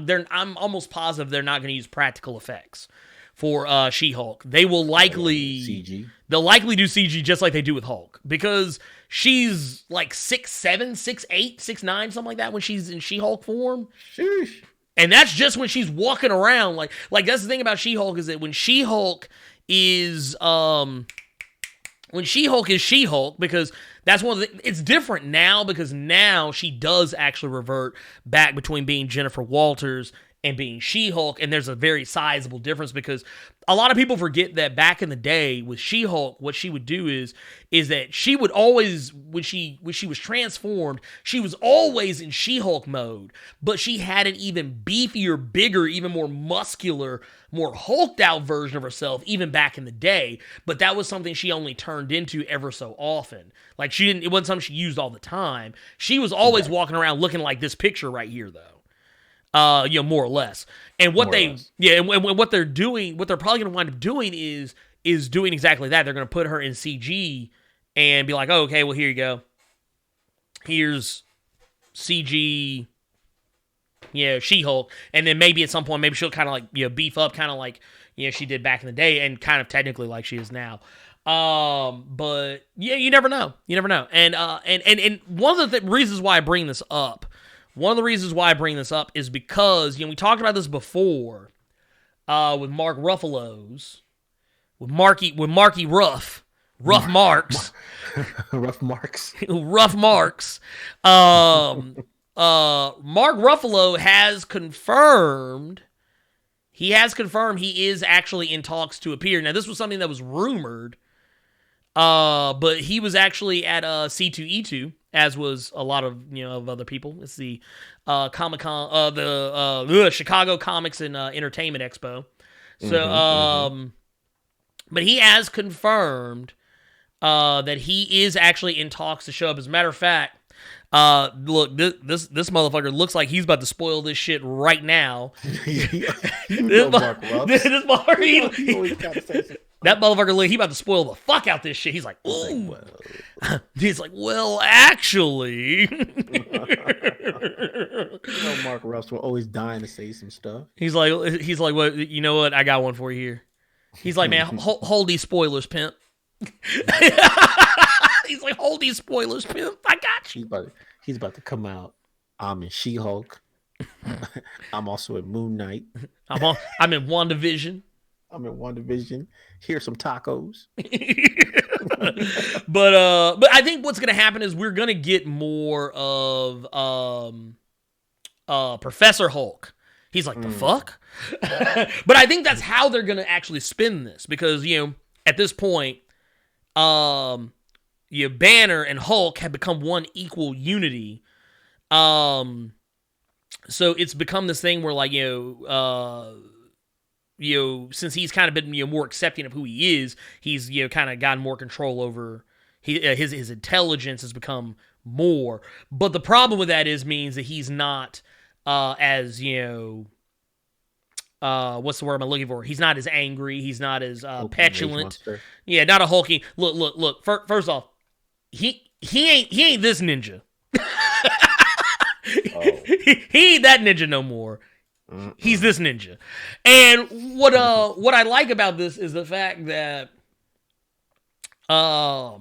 he's going to, like, this status quo for him right now, Professor Hulk, is kind of like what Jennifer Walters has, so it makes sense. And they have said that this is the story they're going to go with, that Jennifer Walters, cousin of Bruce Banner, is going to get the blood transfusion and end up getting his his powers. And it would make sense, because since Jennifer Walters doesn't have that same issue, she's pretty at peace with herself as She-Hulk. I mean, she's always in She-Hulk mode for the most part, at least not in the comics now, but back in the day, she was always in She-Hulk mode. So it makes sense that, yeah, he's Professor Hulk right now, so it makes sense that she's not the hulking rage monster. She is more like him, and I think like what you see here in Avengers Endgame, not saying it's going to be all the time, but I think this is kind of in line with what you're going to see, like CG-wise, for Professor Hulk. My only caveat on this is that I will say, upon repeat viewings of Avengers Endgame, you could tell there was some unfinished CG with the Hulk. Not in scenes like this, but in like, if you go back and watch that scene where they're like rushing, you could, on the battlefield when they do the whole Avengers Assemble thing, you can clearly see that someone did not put Hulk through the render farm as many times as they should have. And I'm not even knocking. I'm just saying these are facts. These are indisputable facts. But anyway, I was just trying to figure out how he was able to use his right arm during the battle. I mean, hey, these are things. Here, let's see. What's we can skip this one because there's not really much to say. There's not really a whole lot to say here. We're kind of in the same boat here. We'll skip that one. Let's move over to our girl Tessa Thompson's. Tessa T? Tessa T. Tessa T, my girl Valkyrie. Let's go ahead and talk about her real quick. Swinging swords like Shinobi. Mm-hmm. Look, on that Wu-Tang. That Wu-Tang. Hey, Wu-Tang forever, motherfuckers. No, so what Tessa T talking about, dog? Tessa Thompson has confirmed Christian Bale is not playing a good guy. He is not playing Beta Ray Bill. He is not playing any character with any good intentions. He is, in fact, playing the villain. Yeah. He is, in fact, mind you, playing the villain. And it says, like, now we see here, it says, during a recent interview at the premiere of Westworld Season 3, Thompson said that Christian Bale is going to play our villain, which is going to be fantastic. Yeah, it's going to be good. And I can actually totally imagine her saying that because that's totally her personality. That like she's just very like, yeah, that's the thing. Mm-hmm. Yep. And she's also probably trying not to get assassinated because like soon as she probably said that shit, all them red dots came down. they're like, bitch, is you about to spoil the bag? Mickey about to come off, drop down out of a helicopter. Like, I thought I told you not to say that shit. But yeah, now it has been rumored that he's supposed to play some kind of cosmic being. We don't know who that is. Honestly, it's hard to say because we don't know, like there's so many factors that kind of go in this because we also got to think about the fact that there are actors and other that are confirmed for other shows and movies that could be playing characters he could potentially be playing. Now, me personally, I kind of felt like maybe he should be playing Dario Agger. Yeah, that's kind of my thing. I thought he would be playing that character, but I mean, I don't know if that would really, I don't know if that would really count. I don't know. Yeah, I don't know if that would fit, but that's all I got. So Dark Rain 007 says maybe Mephisto.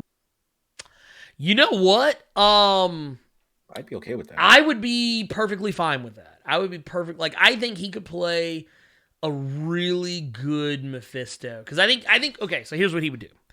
I think he would play Mephisto in such a way where he wouldn't be Weasley.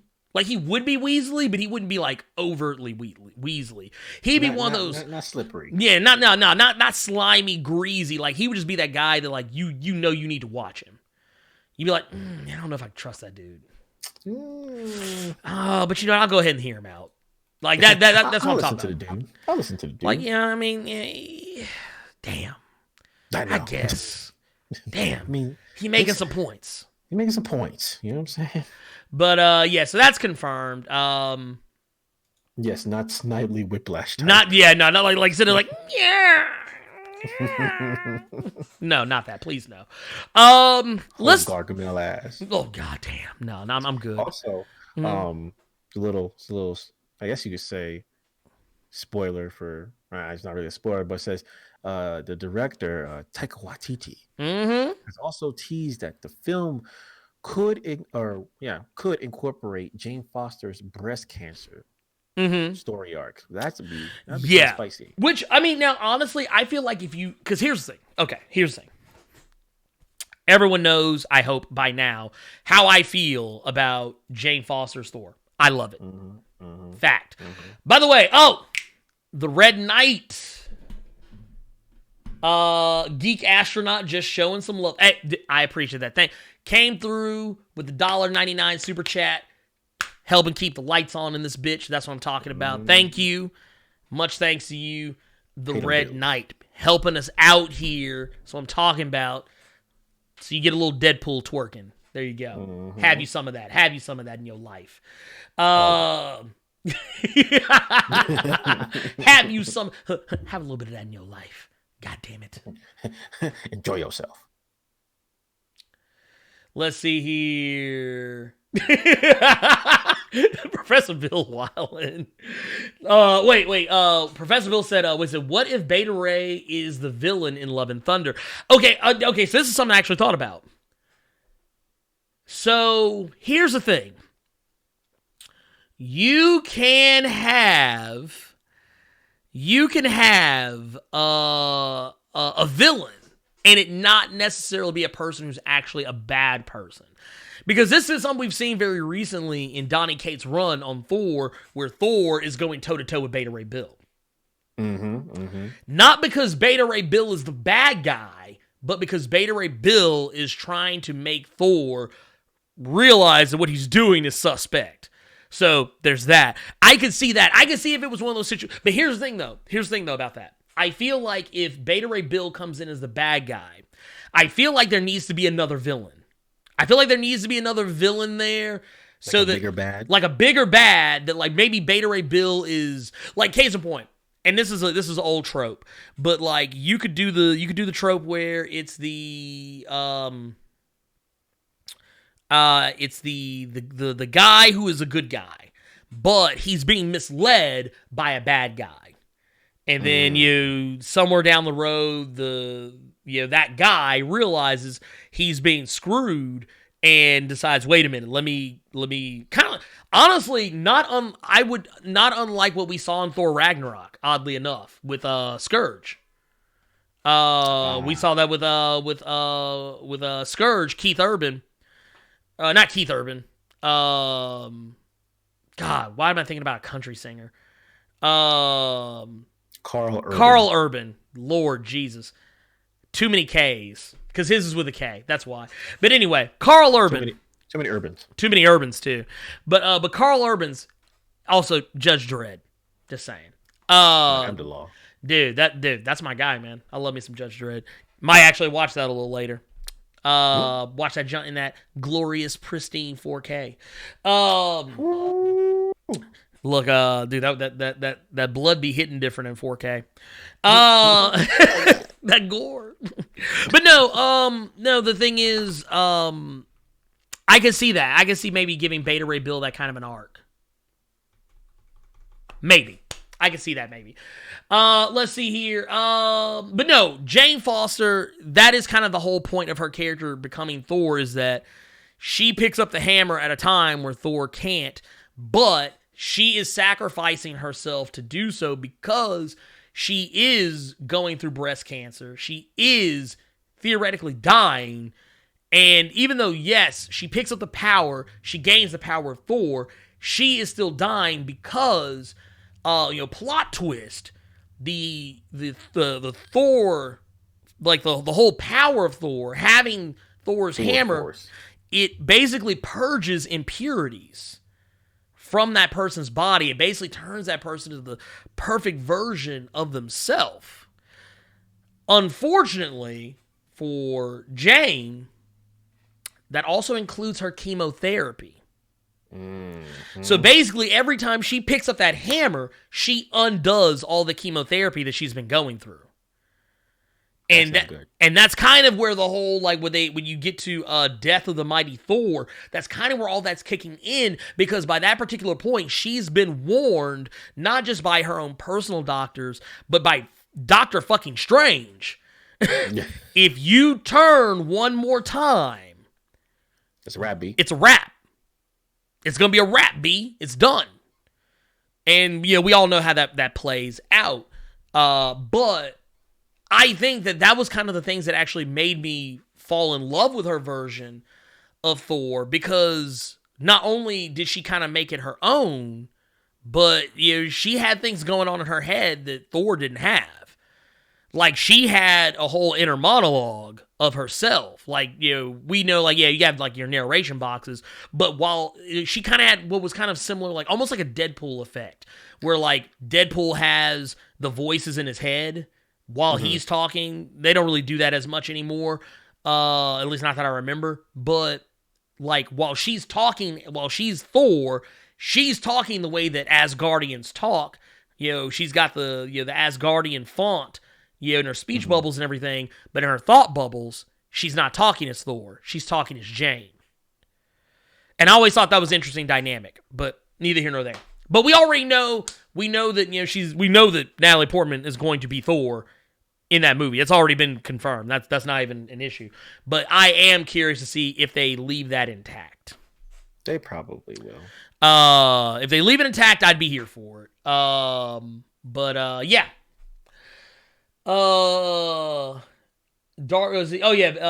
Being misled, by Loki, I could see that. That could possibly be a thing. I could see that. Like I said, I like it. I'm here for it. I'm here for it. Cricket says, okay, so Cricket confirms Deadpool's not like that anymore. And then also says, what I want to see from Love and Thunder, Beta Ray Bill as an ultra serious character fighting side by side with comedy Thor, and Beta Ray Bill treating Thor as an ultra serious character, even though, I would love to see that too. I actually would love to see it too. I think that, okay, buddy cop this shit up. I think that, dude, Tango and Cash this motherfucker out. Do you feel me? God damn it. Do y'all understand what I say? Tango and Cash. Do you understand what I mean when I say Tango and Cash this motherfucker up? Do y'all not understand the words that are coming out of my mouth? I said Tango and Cash this motherfucker, goddammit. I said Tango and Cash this motherfucker out. Do you understand where I'm coming from? I want to see. Like with Sylvester Stallone's though? I want Sylvester Stallone and Kurt Russell. I feel like look right here. I want Sylvester Stallone play, not Sylvester Stallone, but I want Beta Ray Bill in the role of Tango. Yep. Of Tango, which is Sylvester Stallone, and I want Thor to be full Cash mode. I want Thor cracking jokes. I want Thor acting a whole monkey. I want Thor acting a goddamn fool. And just the whole time, Beta Ray Bill with that same face that Sylvester Stallone has on right now. I want him over just looking like, excuse me? I thought we were having lunch. I did not know. That's saying that we're showing our age. Dude, don't hate on Tango and Cash. That's my movie.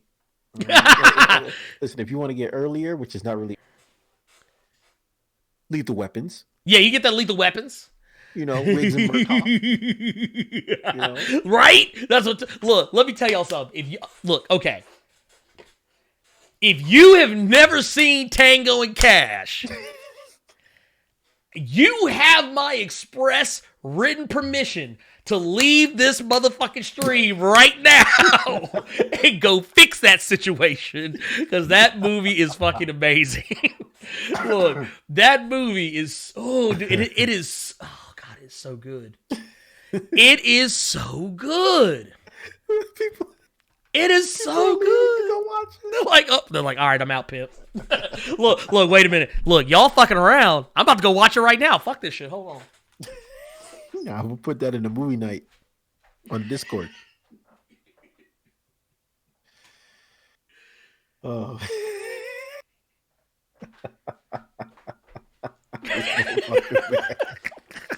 I'm back.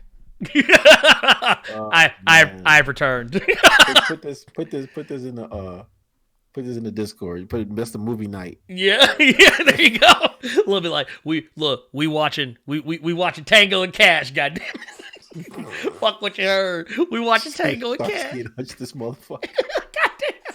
But dude, would that not be amazing though? Would that not be amazing to just have a buddy cop movie? A buddy cop movie with Beta Ray Bill and Thor working together. Just working together. And then just have it just be where, yeah, one of them is dead serious. And that would be Beta Ray Bill. Like Beta Ray Bill, he would be the guy that would be the serious one, and have Thor just acting a whole monkey. I'd be here for it.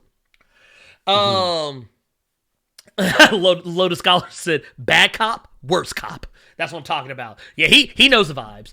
Did you see my sister? I love it. Dude, give me the book. Give me the book, goddamn. Give me the book, Marvel. Hold on. What do I got for us today? All right, I got it. You got us? I got it. Give me the goddamn book. Today I will pass down a volume 1 of Ultimate Spider-Man Power and Responsibility to you, sir. Pass it over to me. Take this, sir. Thank you. Now, yes, give me the book. God damn it. And you know what? I will write it in pen to let y'all know I'm serious. Actually, fuck it. Magic marker, because I want y'all to know this shit's real. Magic. Here, this shit's real. God damn it. Sharpie this motherfucker. We're sharpieing this sumbitch. But no. I would love that. I would love to see that. I feel like that would be the best possible outcome for a movie like that. I think that if you miss an opportunity, if you don't do that at some point, you need to open up the Thor universe. And granted, yes, they are doing that by bringing in Jane Foster and making her Thor, making Tessa Thompson's Valkyrie, King of Asgard, all that entails, opening up the Thor universe to more characters. I'm totally here for it. But man, if you put Beta Ray Bill in that movie, that motherfucker better not crack one joke. I want that motherfucker to be serious the whole time. I want him to act like he is just completely dumbfounded at everything going on around him. And just like, dude, what is this? What's going on, Losersaurus? Panther Noir said, Rambo's a pussy. Goddamn right he is. Wait. You know what one of my favorite things is? Be like, this pig here and his friends broke my legs, my rib, and my jaw. And then dude's like, Cash like, you broke that jaw? Look, let me tell you something. That was the movie where I learned the term foobar. Yeah. That was the movie that taught me, I think at the time I saw that movie, I was 9, 10, whatever. I was like, wow, foobar. And then I can say this all day. No one's gonna know what I'm talking exactly. I'm here for it.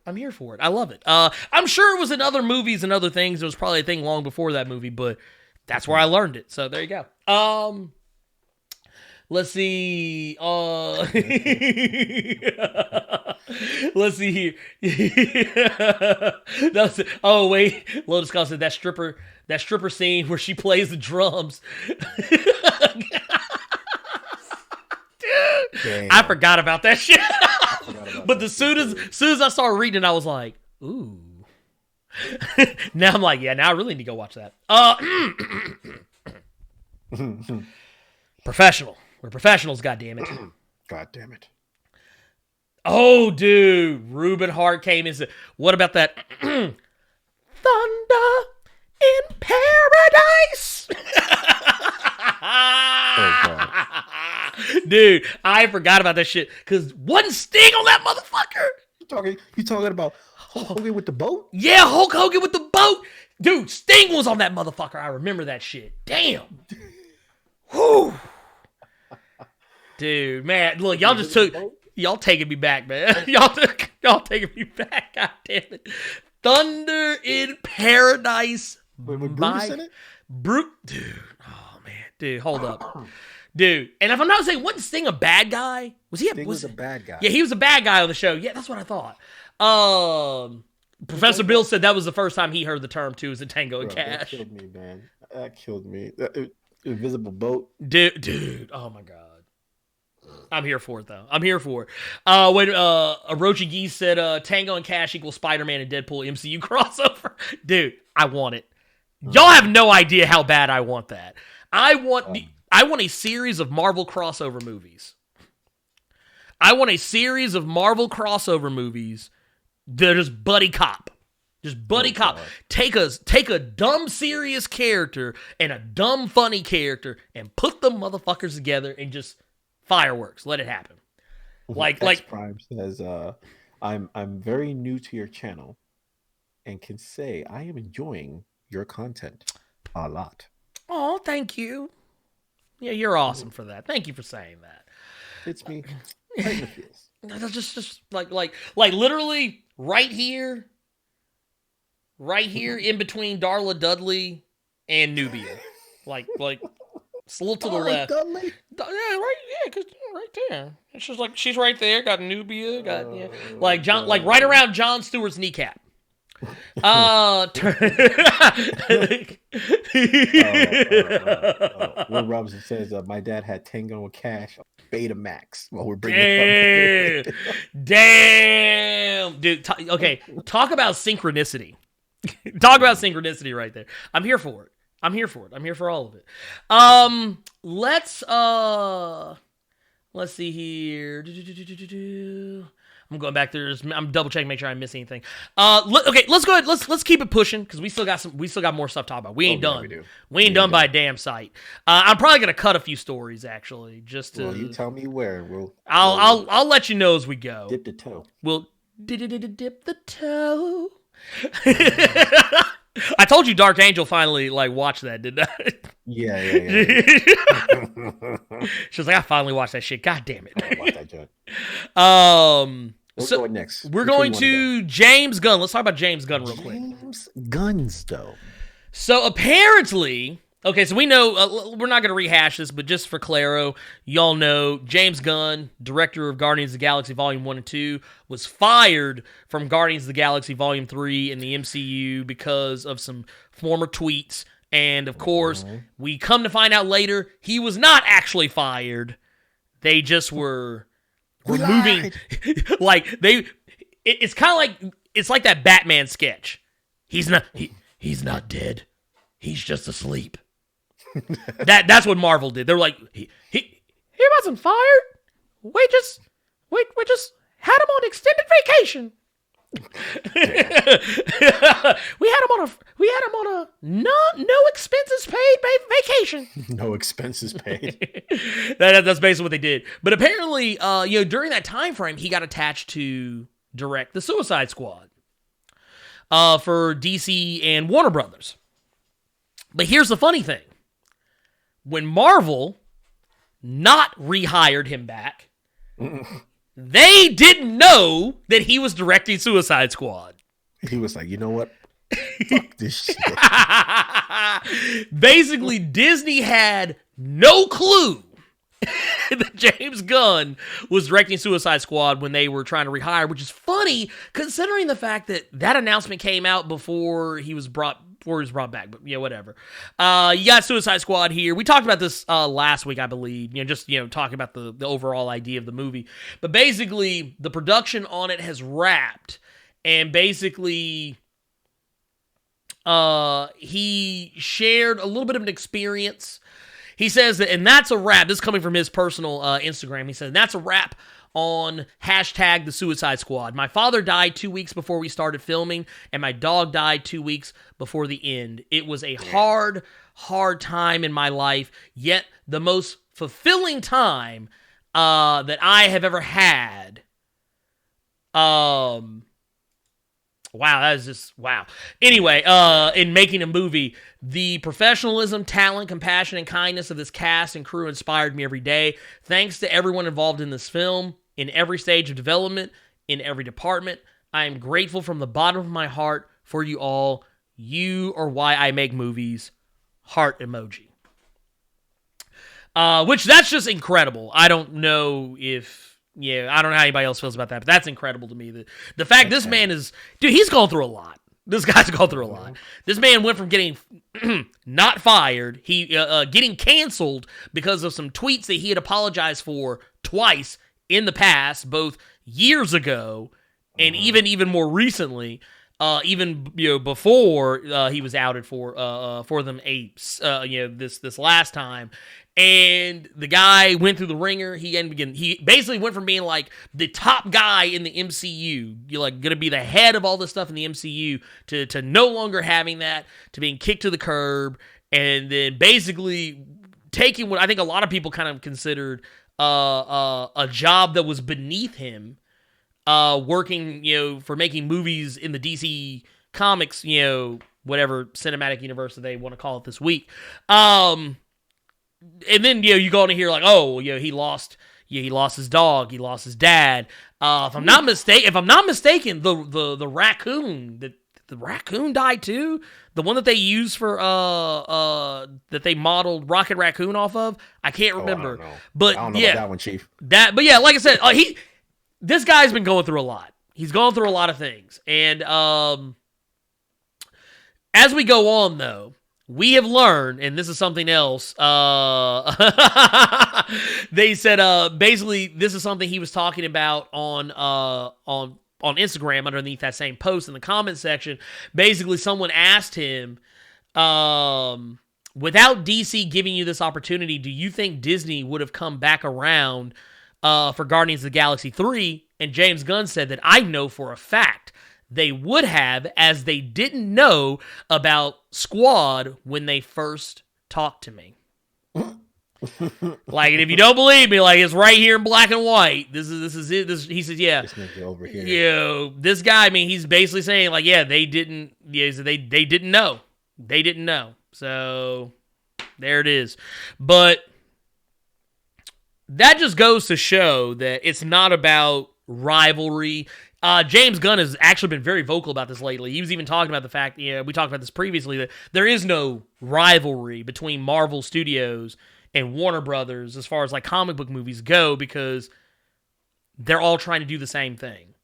And in the past, have people, said stuff to try and drum up, controversy. Yes, I remember, what was it, when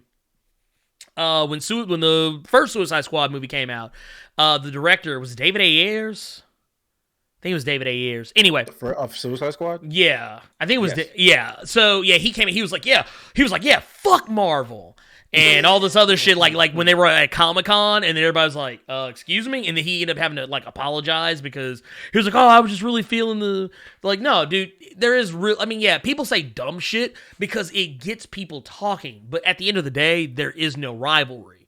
Like, it's not a thing. So yeah. Anyway, dummies. Yeah. Anyway, they getting money. Look. They getting money. Actually, I want to use Kevin Feige as an example because someone asked him once, and I don't have it in front of me, but I just remember it was an interview. Talking about Big Kev? Big K-Fi. They were asking him. They were like, "Hey, how do you feel about how do you feel about these DC movies? Do you think Justice League is going to do well? Do you think these other movies are going to do well?" And he's like, I want all of them to do well. He's like, I want Justice League to succeed. He's like, I want Batman v Superman to succeed. I want Wonder Woman to succeed, because he said if those movies fail, it hurts the overall business. Mm-hmm. 1,000% correct. Right. Okay, Wonder Woman 1984 comes out, flops. What does that do for... it hurts comic book movies as a whole, because then people are going to start saying, people didn't go see it because they're tired of comic book movies. Or worse, they're going to say, people didn't want to go see a female superhero movie. And then that's going to hurt other female superhero movies. Same if Black Panther came out and it flopped, then that would have meant that then they would have never for a while tried to do another black superhero movie. So that's why K-Fi has that opinion. He's like, look, we are in this together. If he says basically, if DC succeeds, we succeed. Right. That's just how this is. So, I mean, I'm just throwing it out there. I shine. You shine. Right? If I'm We eating, shine right? together. Look, if I'm eating, you eating, Talk to him. we eating. You know what I'm saying? But yeah, everybody eating. You know, just you gotta. The bag comes first. Let's move it along. We talked about this. We've technically kind of talked about this a little bit over the past couple of weeks. You know, it's come up talking about Emily Blunt, being in talks Super with. Oh shit! Hold on. Hold up. Wait a minute. Hold up. Wait a minute. Oh, LJ Mac 03 coming through just says, hey, just want to support, dropping that $10 super chat. Thank you. I appreciate that. Thank you, LJ Mac. LJ Mac, and always just always just there to show support. That just makes me happy. Right? Like Dex said, I'm counting on that Wonder Woman. Don't fuck it up. Fuck it up. So yeah. Oh yeah. And Professor Bill brought up another one. Jason Momoa, he also said some spicy shit about Marvel. They were talking Cash Money in the beginning. Yeah, they were all talking bullshit. Someone got in that ass who was like, listen, like y'all better hold. I know y'all don't like each other. I'm going to ask you to hold the fuck on. Right? Like, I'm going to need you to chill them shits out. No, yeah, Cricket said James Gunn is Robin of Loxley. Robin of Loxley from the beginning of Men in Tights. All right, look. Now, adding yet another one, I'm going to have to go back and watch again, because I haven't seen Robin Hood Men in Tights in some years. Woo! Look, but I'm gonna tell you one thing, in that movie. Dude. Let me tell you something. There's one thing I'll never forget.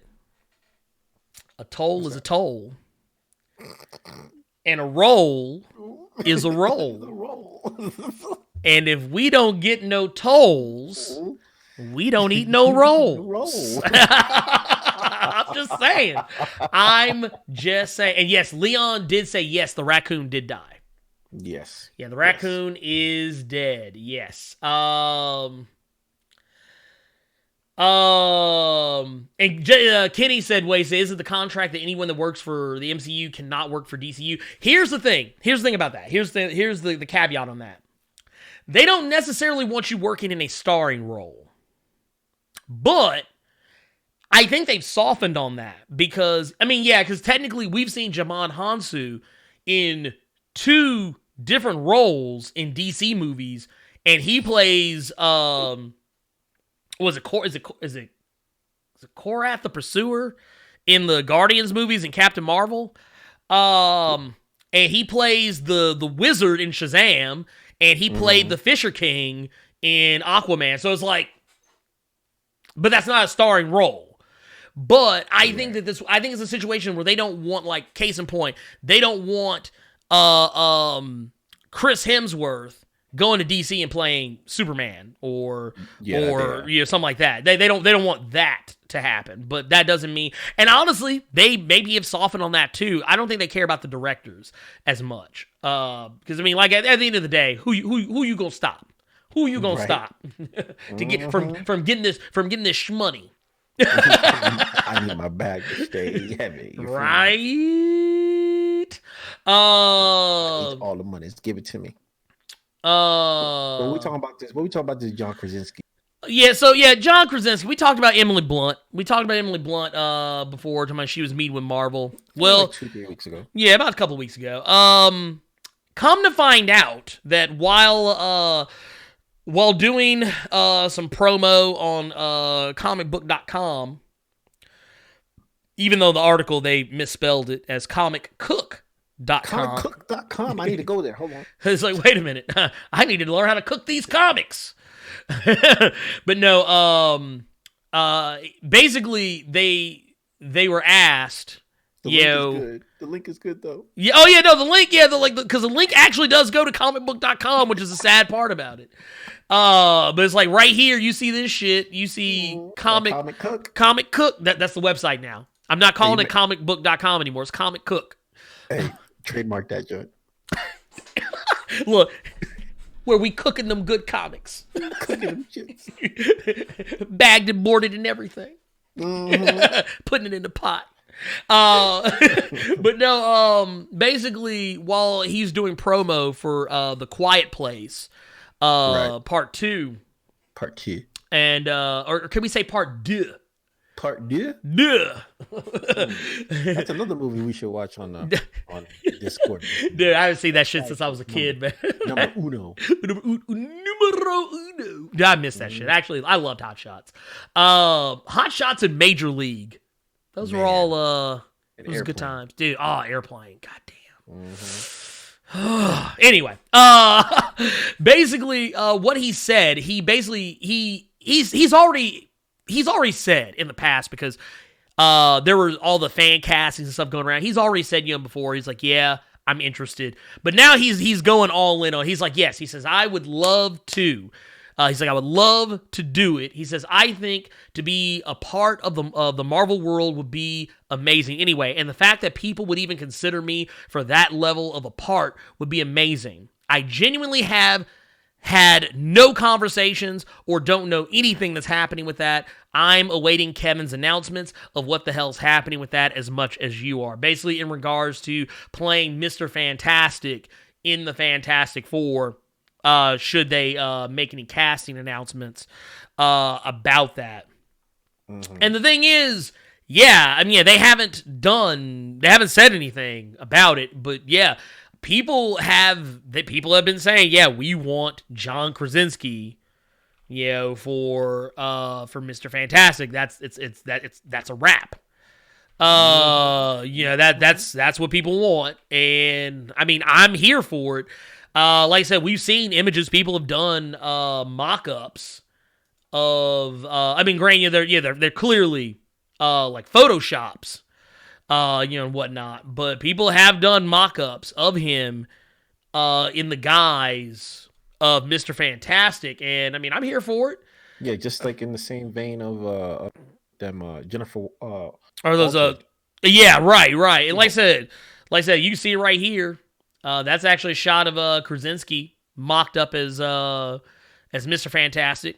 Like I said, I can see it, especially when you consider the fact that right now in X-Men Fantastic Four miniseries is going on right now, they have been drawing Mr. Fantastic to look just like John Krasinski.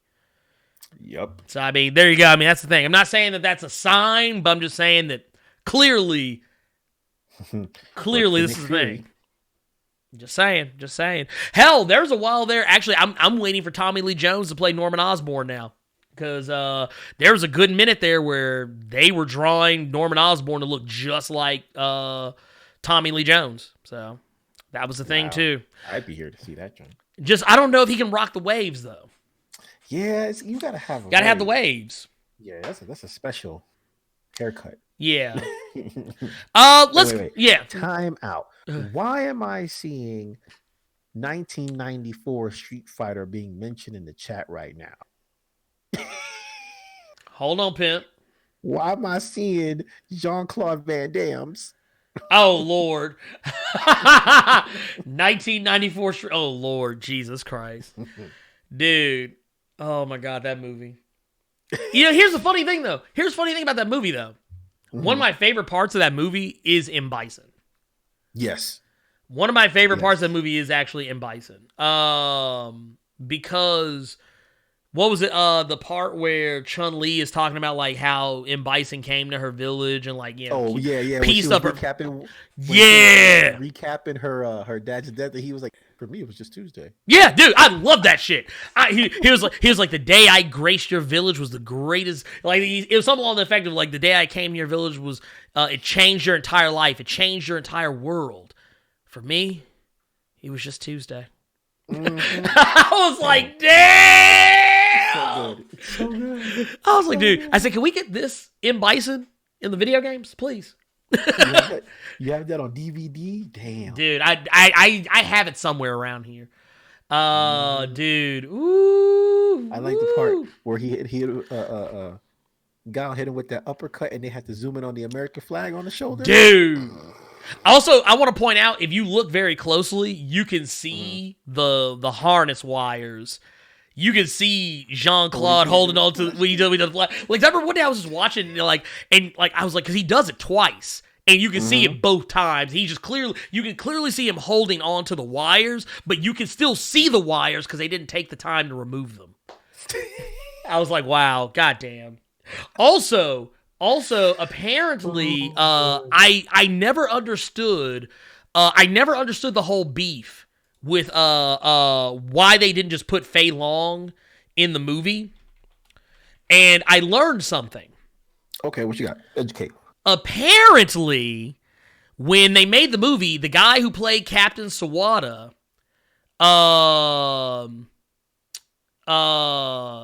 Wait, the guy who played who? The guy who played Captain Sawada in the Street Fighter movie, who oddly enough, his actual Christian name is Kenya Sawada. He actually auditioned for the part of Ryu. He actually originally went out for Ryu. And more importantly, it was because he didn't speak as much English at the time, is the reason why they went with Byron Mann as Ryu. Who, for those of you who don't remember, if I'm not mistaken, I think is not Japanese. If I'm not mistaken, I believe he's from Hong Kong. I believe, he's Chinese, or from that region of Hong Kong at the very least. He is not from Japan. Is not Japanese in the slightest. And that actually was a point of contention on set. So Sawada was not happy at all that a non-Japanese person was playing Ryu. Yeah, he was not okay with that at all. So yeah, that was a very interesting bit of trivia that I learned over the past week. So that was the thing. Anyway, MC Hammer was still too legit to quit. Back in '94. Like, too legit to quit. Hey. Dude, I was at the concert. Oh damn. Too legit. Too legit.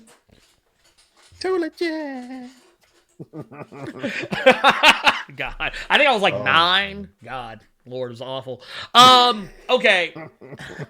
So, what we got next, pimp? Mm-hmm. Oh, also, another quick thing. Raul Julia, who, yes, he did die 3 months after the fact. Here's the not funny thing. This is another interesting bit of trivia.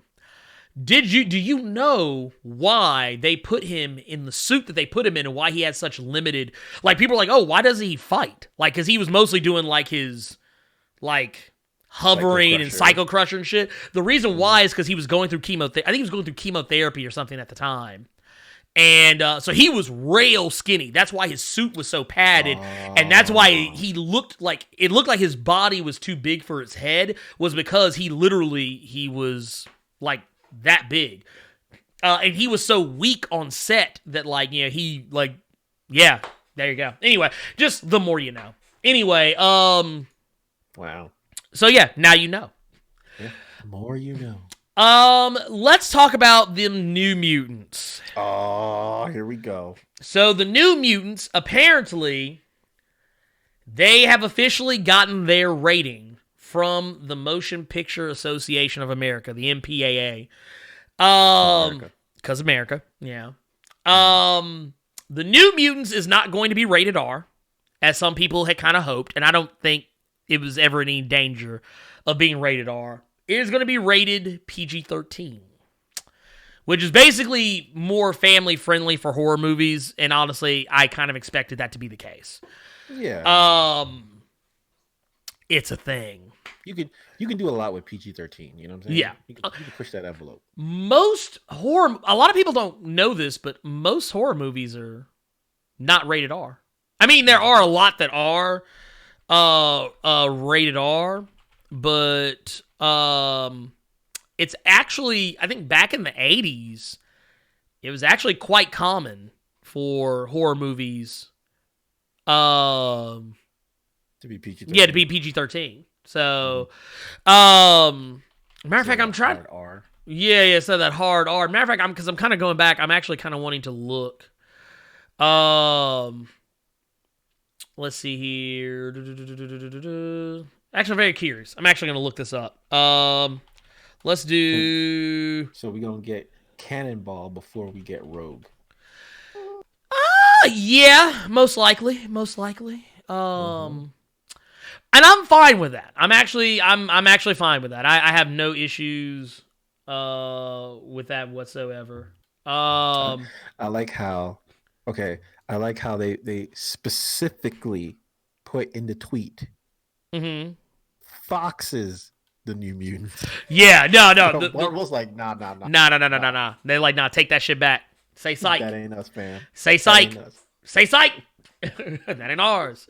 But no, there are a lot of good, but once again, there's a lot of good horror movies. Hell, Happy Death Day, which is an amazing movie. It's more of a horror comedy, but both it and its sequel are PG-13. Drag Me to Hell was PG-13.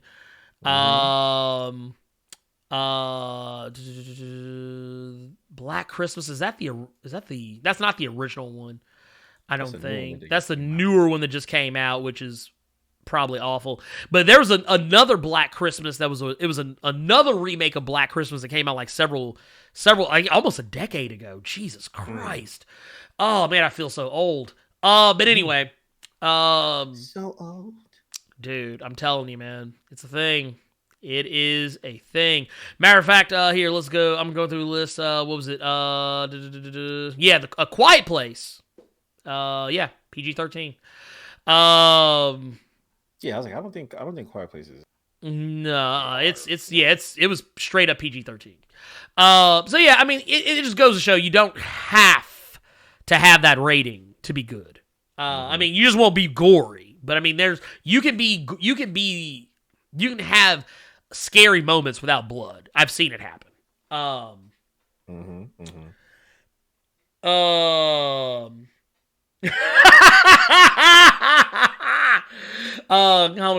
Professor Bill said, "Who's the jerk who just switched their like to a dislike?" Yeah, I would like to know too. What happened? No, Professor Bill said, "Who's the jerk who just switched their like to a dislike?" And they switched it back. He switched it back. Be like, I would like to know as well. Oh, Kitty, don't be like that. I like the second one. I like Happy Death Day to You. I thought it was hilarious. I never saw it. I love it. I think it's amazing. Because the whole premise is like they spend time explaining why the stuff that was happening in the first movie was happening in the first place. And it's one of those situations where Happy Death Day is not even a traditional horror movie. It's a horror comedy. Happy Death Day to You, they lean into the comedy. So, because I mean, the premise, you can't keep that scary. You can't keep it scary. Just like, you just can't. Especially once you know how it works. But no, I love it. I thought it was great because it changed things up, and it basically, you remember Back to the Future, Part 2, right? Oh, of course. It basically did technically the same thing that Back to the Future did, that Avengers Endgame did. It went back to the first movie and changed everything and made it to where now you don't know who's who and what's going on. And I thought that was really cool. Like I said, it's not. I always tell people, it's kind of like the same way I tell people about the movie Us. Don't go into that movie expecting like a blood and guts horror movie. It's not that kind of movie. It's a suspense thriller. It's not like Friday 13th. That's why I think why that would hurt that movie a lot was that people went into it expecting it to be one thing, and it actually wasn't. Like, they were expecting it to be, Gotcha. you know, like Freddy Krueger. Mm-hmm. And then they got an episode of Twilight Zone, and people were like, "Oh, I don't understand." Damn. Yeah, well, I mean, that's what it is. That's exactly what it is. Us is basically an episode of the Twilight Zone. That's what it is. Because when you get, because it's. I mean, yeah, is it terrifying? Yes, in some aspects, but it's also, it's just different. But anyway, neither here nor there. Here nor there. Yeah, neither here nor there. Neither here nor there. You are entitled to that opinion, Kenny. We will agree to disagree. Because it's what? But huh? Yeah. Because America. Yeah. Also, my 4-year-old, she loves that movie. She loves Happy Death Day. Candyman remake. We actually did cover the Candyman remake. If you check out the latest episode of the Justice League podcast. Yes, we did. Yes, we did. Yes, we did. Yes. We go, not in depth, but we covered that young trailer. Yeah, we talked about it. And I watched it on Twitch. The trailer. I actually played the trailer for it on Twitch. Which, by the way, I need to do another Blerd After Dark. It's been a while. It's been a minute. I thought about doing it as like a once a month thing, just to build up content. So we may do that. We'll see what happens. I'm not. Yes. I'm not comfortable streaming twice in the same day anymore. I can't listen to I Got 5 on it like I used to. I can't listen to Say My Name anymore. Yeah. Shit, that song sounds creepy to me now. That said, let's go ahead and get to our final story. I debated whether or not to even talk about this because this is just straight up comic book news, and I'm not even a fan of this guy. So honestly, I have nothing nice to say. Oh, but, damn. I know very recently a lot of people were talking about, I know this came up in the Discord at some point, but people were talking about Sean Gordon Murphy and how they were like, oh, is he Comicsgate? Is he fucking with Comicsgate like that? Like, I remember it was like people were going at him. I don't have all the tweets or anything, but I know like Donnie Kate said something. A bunch of other people were saying something. Like, man, people were going after Sean Gordon Murphy's dome piece for a minute. But the reason why, if you were wondering why and you didn't know, it was because he did a cover. He did a cover for Doug TenNapel's Bigfoot Bill 2 Finger of Poseidon. And basically, Sean Gordon Murphy, he got commissioned to do a variant cover of said comic. Okay. Now, and I think I have the cover. I think this is actually the cover because it kind of looks close to Sean Gordon Murphy's style. I'm going to put it up here on the screen. This is Bigfoot Bill. You can kind of see, if you kind of match it up against his Batman White Knight, Tokyo Ghost, and like some of his various other works, his work on Spawn, you'll probably notice that the style looks similar, so that's probably his. Like a whole Earthworm Jim, but dark. Well, it's fun. Okay, so I'm glad you said that. So for those who do not know who Doug TenNapel is, he is the man who... Oh, wait, wrong one. Where'd it go? Here, there it is. Oh, wait. There, rename. There we go. This is, Earthworm Jim. He is a guy who essentially designed and I think even created Earthworm Jim. But, so a lot of his work since then has pretty much been derivative of that. And that's kind of what Bigfoot Bill is. It's like, I'm assuming a spiritual successor. Trying to recapture that magic from the glory days. But point of the matter is, in all this, is that, it's just instead of it being an earthworm, he's a Bigfoot. So there you go. But if you notice, if you look at the face of the character, he's very much Earthworm Jim. Mm-hmm. But that said, Doug got a little spicy. Uh-oh. He got a little spicy on them Twitters. Talk to the people. What'd he say? And basically what he said is, here's what Sean Gordon Murphy said. Here, I'm about to pull it up right here so y'all can see it. Sean Gordon Murphy said that he had recently did a cover. Or actually, here, let me do it this way. I'm actually going to... Let me tweak this a little bit so y'all can actually see what is being said. Scoot that over a little bit. Oh, and trust us, we have sources. We come with receipts. We always have receipts. Mm-hmm. Always. We don't ever not have receipts. Yeah. But anyway, Sean Gordon Murphy, he said, I recently did a cover for a creator, but it's been brought to my attention that the creator has posted opinions that are anti-LGBTQ. I've spoken with that creator, and the cover will now be pulled from the project. Now, here, I'm going to view this. I'm actually going to pull this up on Twitter proper because there's actually more to this than just that, it seems. Or at least it looked like it. It seemed like a part 1 of 3 tweet. I'm going to look to see if there's any more. No, I don't see any more. Check your notification? No. Man. Dude, no, these are from this is since this morning. Okay. Yeah, I get tagged in a lot of shit, so. But yeah, basically he added, here's the other tweet. There you go. He says, anyone who knows me knows I'm a big supporter of the LGBTQ community, from the hard workers at my publisher, to my fellow creators, to the people in my own family. Super chat. Oh, super chat! Here, let me... Super Let's see. chat party. Dude, you know what? I need to make that. Actually, you know what? We're going to make that. Super chat party! But no, Xtriv dropped $10, says, I appreciate you guys getting me through my workday. Y'all are hilarious AF. Thank you for that. And also thank you for that $10 super chat. Just throwing it out there. Throwing it out there. Because you rock. Thank you. You didn't have to do it. Yeah, look. You didn't have to do it. But you did it anyway. You did it anyway. That's what I'm talking about.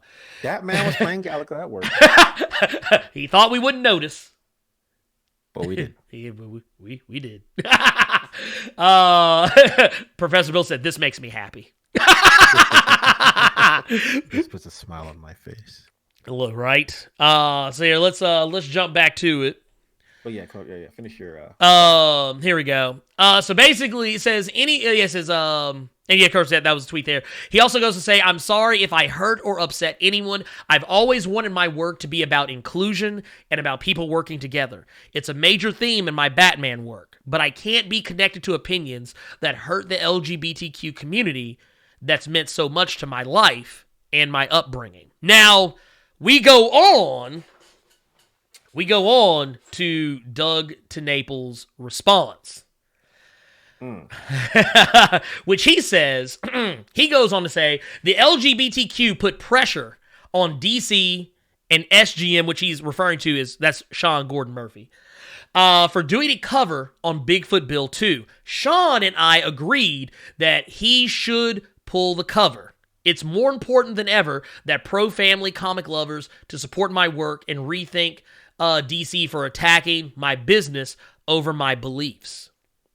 And then he goes on to say, if Christians, free thinkers, and pro-family people support DC, they are supporting their destruction of my business due to my outspoken faith. The SJW, and see, this is where he already lost me, but this is where a motherfucker really loses me, when they throw out the term SJW, because that's one of those, that lets me know, that A, it lets me know what type of person you really are, and B, it lets me know that you basically just don't like the fact that people like to treat other people the way they want to be treated. So for this guy who's claiming to be a Christian, this is already, you've already red flagged me.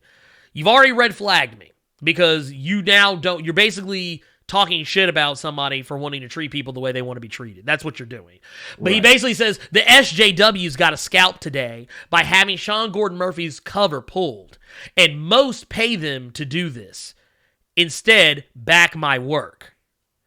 And then goes on to say, this has nothing to do with the book. It's Jim Lee DC that don't want Sean Gordon Murphy to do a favor for a friend that goes against their SJW LGBTQ brand. This isn't a fake culture war to get super chats. This is the real culture war.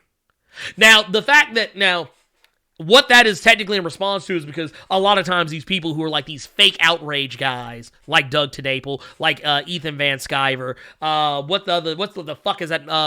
Professor Bill can probably give me the name. That motherfucker from Diversity in Comics, that son of a bitch. This is how these guys thrive, is by spilling all their vitriol and their hatred. And you know what? Also, I'll leave it. And even though I said I don't I don't think that it goes without saying. What was it? What's that other channel?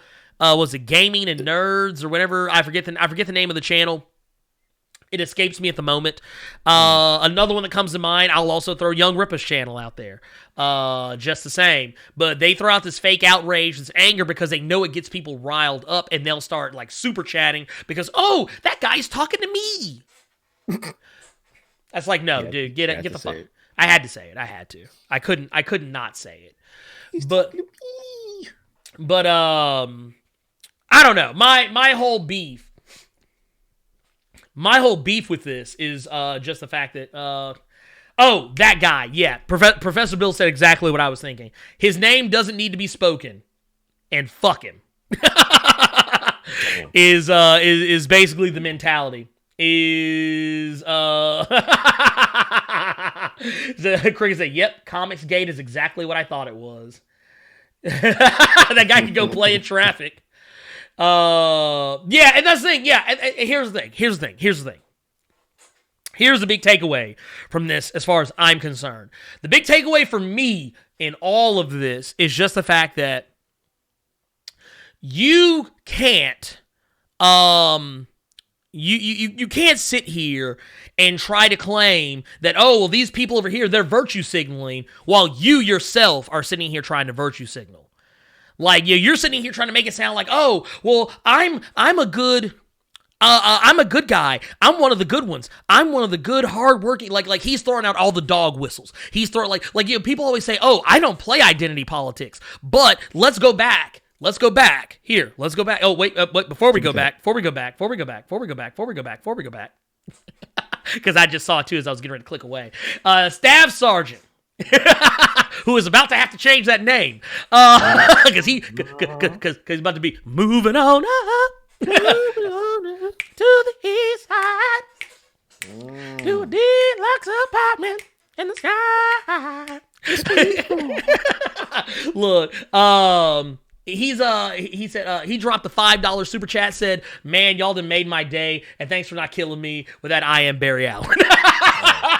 You are welcome. You're very welcome. That was just the tip of what we talk about. Look, we just dip the toe.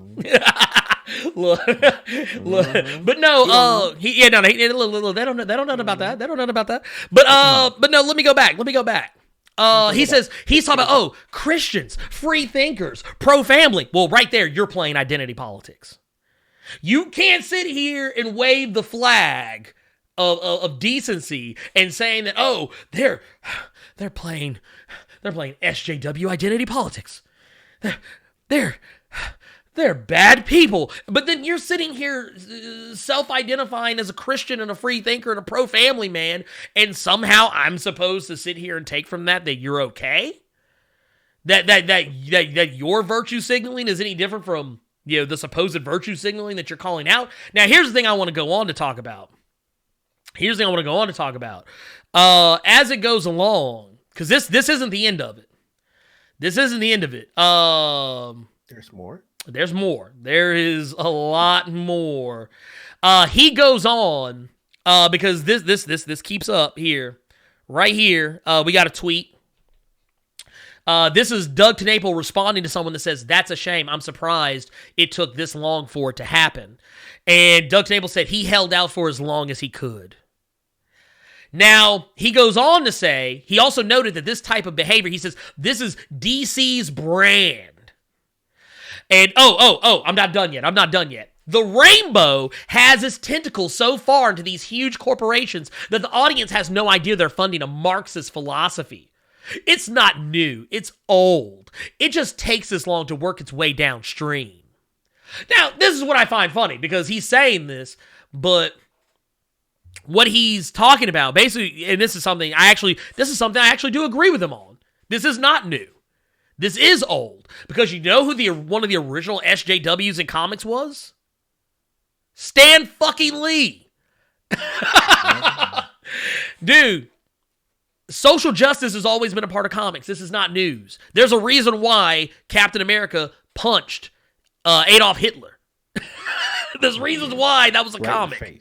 Right in the fucking face. Because you know why? Because it was social justice and spreading the message that Nazis are bad people and that they should be punched. We are fighting Nazis. We were at war with Nazis at the time. You punch them or shoot them, but you couldn't do that on the cover because decency. But whole point is, he goes on to say that I don't blame Sean. I offered that he could pull the cover. It's hard to be a guy who makes friends choose to either do a cover or do a multi-million-dollar label at DC. Bigfoot Bill 2 is going to be fine, but DC came after my business, so I'm not going to be quiet about it. And basically then goes on, he's talking about I'll be working on a new cover for this today. We're about to cross 75K stretch goal. If you are looking for a great story crafted on the front lines of the culture, which, by the way, dude, fuck you. Bigfoot Bill is not that important. Same as Cyber Frog for fucking Ethan Van Sciver, which, by the way, has that come out yet? I mean, I'm not gonna Has it come out yet? I don't even know I don't who think Bigfoot so. Bill is. Exactly. Fuck this motherfucker. Anyway, but let's keep it going because we're still not done yet. He also went on and said, it was specifically stated that I said transphobia was a made-up word to make people with traditional values seem like they had a mental condition. And he says that he goes on to say that Jim Lee has his job to do and I have mine. He's doing a lot better than me, so I can see why he put his giant jackboot on my tiny business. And he goes to say, yeah, someone asked if he's still cool with Sean Gordon Murphy. He says that, yes, we are. And then goes on to state that Sean Gordon Murphy and I are friends, and he is a pro-LGBTQ atheist. His lefty friends demand we put our friendship in the closet. As a conservative Christian, I'm fine. I think he meant to say I'm fine. But he said fine. I'm fine with him working with the gayest of the gays. My values are better than the left. Okay, so let's unpack that. Let's unpack that for a sec. I want to unpack that for a second. Let's run it back. Let's run it back.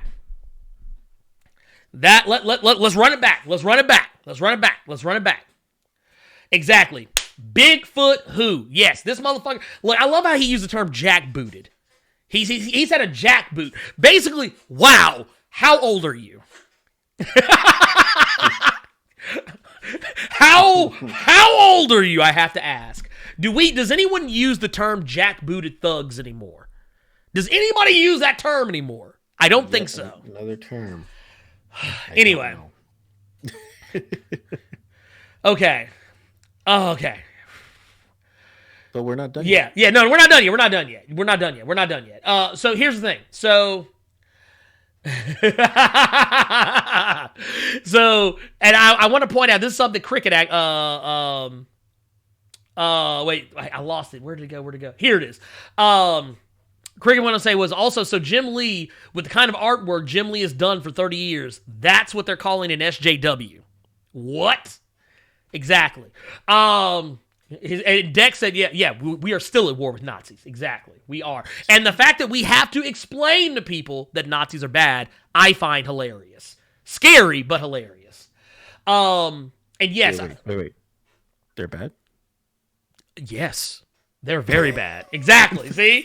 And that's the thing. It's that whole flat earther thing. It's like people, it's like there's a generation of people who want to believe that something that we know is inalienable, just indisputably true. They want to believe that there's some actual conspiracy and it was a lie. They're so thirsty for a conspiracy to be proven real that they're willing to back anything, including conspiracies that Nazis weren't really the bad guys.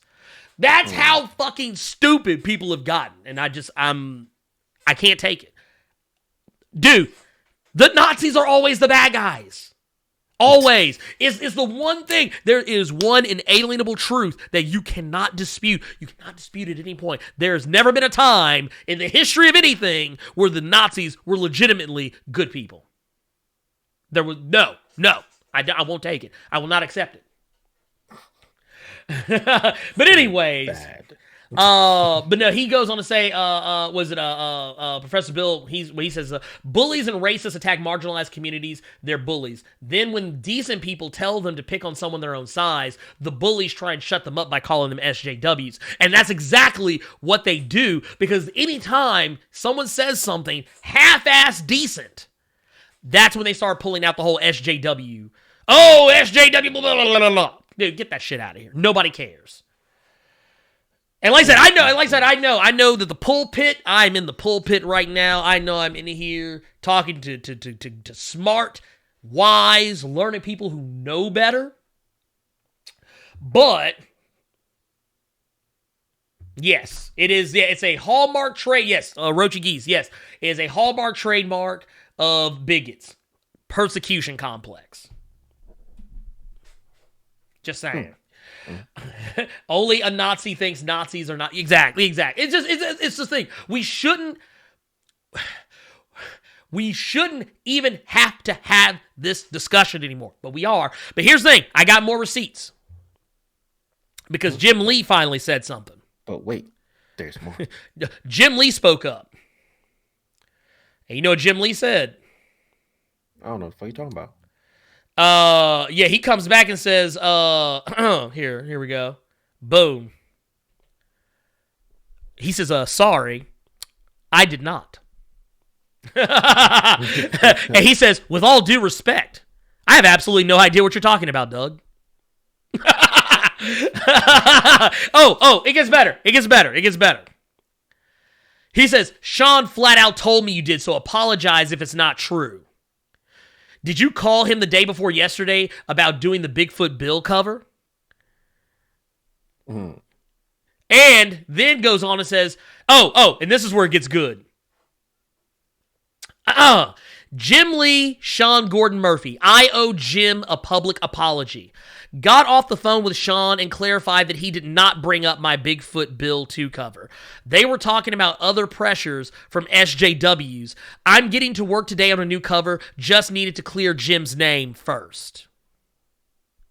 So this was basically, and then, and I'm gonna give him the other one. He goes, say, I've been falsely accused of stuff before, so I don't want to do that to him and leave it out there. When you get new information, you go public, but this is due to Tess Fowler and her Twitter mob. The mob, eh? Wow. So now that we've gotten that little bit of ugly out of the way, for those, okay, so for those who do not know, or are not aware, or have, never been aware of who, Tess Fowler is. Tess Fowler is if I'm not mistaken, a woman who has worked on a bunch of her books for Image. Matter of fact, Rat Queens is the one I'm thinking about. But, which I love. I think it's a good book. I love Rat Queens. Makes me laugh. And cry sometimes, because there's moments. But the thing is, the whole point of this is the fact that he apologized without actually apologizing. You feel where I'm coming from? Yeah. He apologized without actually saying, I apologize. Not really. It's like, no. It's here's the thing. he did it, and he basically, because, okay, here's what I'm going to go tell you what happened. He realized he fucked up. And he realized he was lying, and he knew that both Jim Lee and Sean Gordon Murphy were going to come out and say it. So before they said anything, he wanted to go out and do damage control, but he also didn't want to lose his base. He didn't want his base to think that he was weak by apologizing. Because his base, they pride themselves on being decent people, which they are not. But he wanted to pride himself on looking like the decent guy, so his people would go, oh, see, he's actually a good guy. He apologized, but he didn't really apologize. He did a backhanded apology. Because at the end of the day, Jim Lee right now is the public. He's the guy. He is the guy in DC right now. Yeah, Didio ain't there no more. He what's his name? Doug was talking that wild cash money shit until Jim Lee rolled up into the scene. It was like, so what's going on? Yeah, he's like, you got my name in your mouth, but hey, you couldn't have called me. You could have called me. You got my number. You know how to get my number. What's up? What's good, Pip? What's really hood? Sister Dark said, boy, if Blerd Cohen knows all about that Apollo lion. What? Man, look, I'm just saying. All too well. Right. And then what Dex said, it's I'm sorry you're upset means I'm not sorry for doing it. That's exactly what it is. It's a half. Matter of fact, you know what? Hillary Rosen got lit for this shit yesterday, and I was one of the main. I was on that motherfucking train too, lighting her ass up. Bitch was out here telling Nina Turner on fucking what was it, CNN or whatever, or it was MSNBC, one of the two, I can't remember which, but she was on that motherfucker trying to tell Nina Turner that she couldn't quote or cite Martin Luther King to her in regards to Joe Biden, that she didn't have that standing, that she didn't have that right, and then later came back, and not only that, she was cherry picking a quote from Dr. Martin, and this goes back to what I talked about last week. Motherfuckers like Dr. Martin Luther King because he's safe. And when I say motherfuckers, I'm talking about people like Hillary Rosen, white moderates. They like people like Dr. Martin Luther King because he's safe, and they feel like, oh, well, he was one of the good ones. But here's the thing. If you actually go back in history, they didn't like him then either. The same shit that they're saying, oh, well, we just need you. You're saying some dangerous things. We really need you. We just need you to calm it down. But now they want to trot out Dr. Martin Luther King when like another black activist comes along, and that's what they're doing right now. But what they do is they cherry pick the things that Dr. Martin Luther King said to fit their narrative. And that's exactly what Hillary Rosen did. And when she apologized, she did the same thing that Doug TenNapel did. She apologized without apologizing. She basically said something to the effect of, basically saying she apologized. She spoke out of turn, that she shouldn't have said what she said, and then went on to say that, don't come at people like Nina Turner, and then trot out angry. Basically said, don't be mad at angry black women. And it's like, whoa, wait a minute. That's not an apology. That's not an apology. That's not an apology. And then she had to, and you notice she deleted that shit. She deleted that fucking tweet, but it was already screenshot. It was screenshot. She was getting lit up. But I'm just saying. Like I said, she was getting lit up. Right, Martin was talking that shit back in the day. Martin was talking that shit, and people didn't like it, and they don't like it. They don't like it now. They didn't like it then. I'm getting worked up, sorry. They didn't like it then, and they don't like it now, and they like throwing his name out there because it makes them feel safe. They don't want to throw out Malcolm X. Malcolm X was talking even spicier. They don't want basically like Martin Luther King to them is seasoned salt.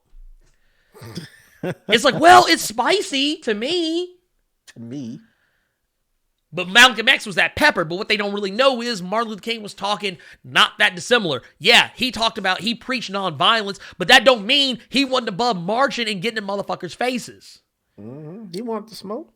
So, I mean, dude, I'm like, dude, fuck that shit. Get that shit out of my goddamn face. Anyway, fuck Doug TenNapel. Fuck Comicsgate.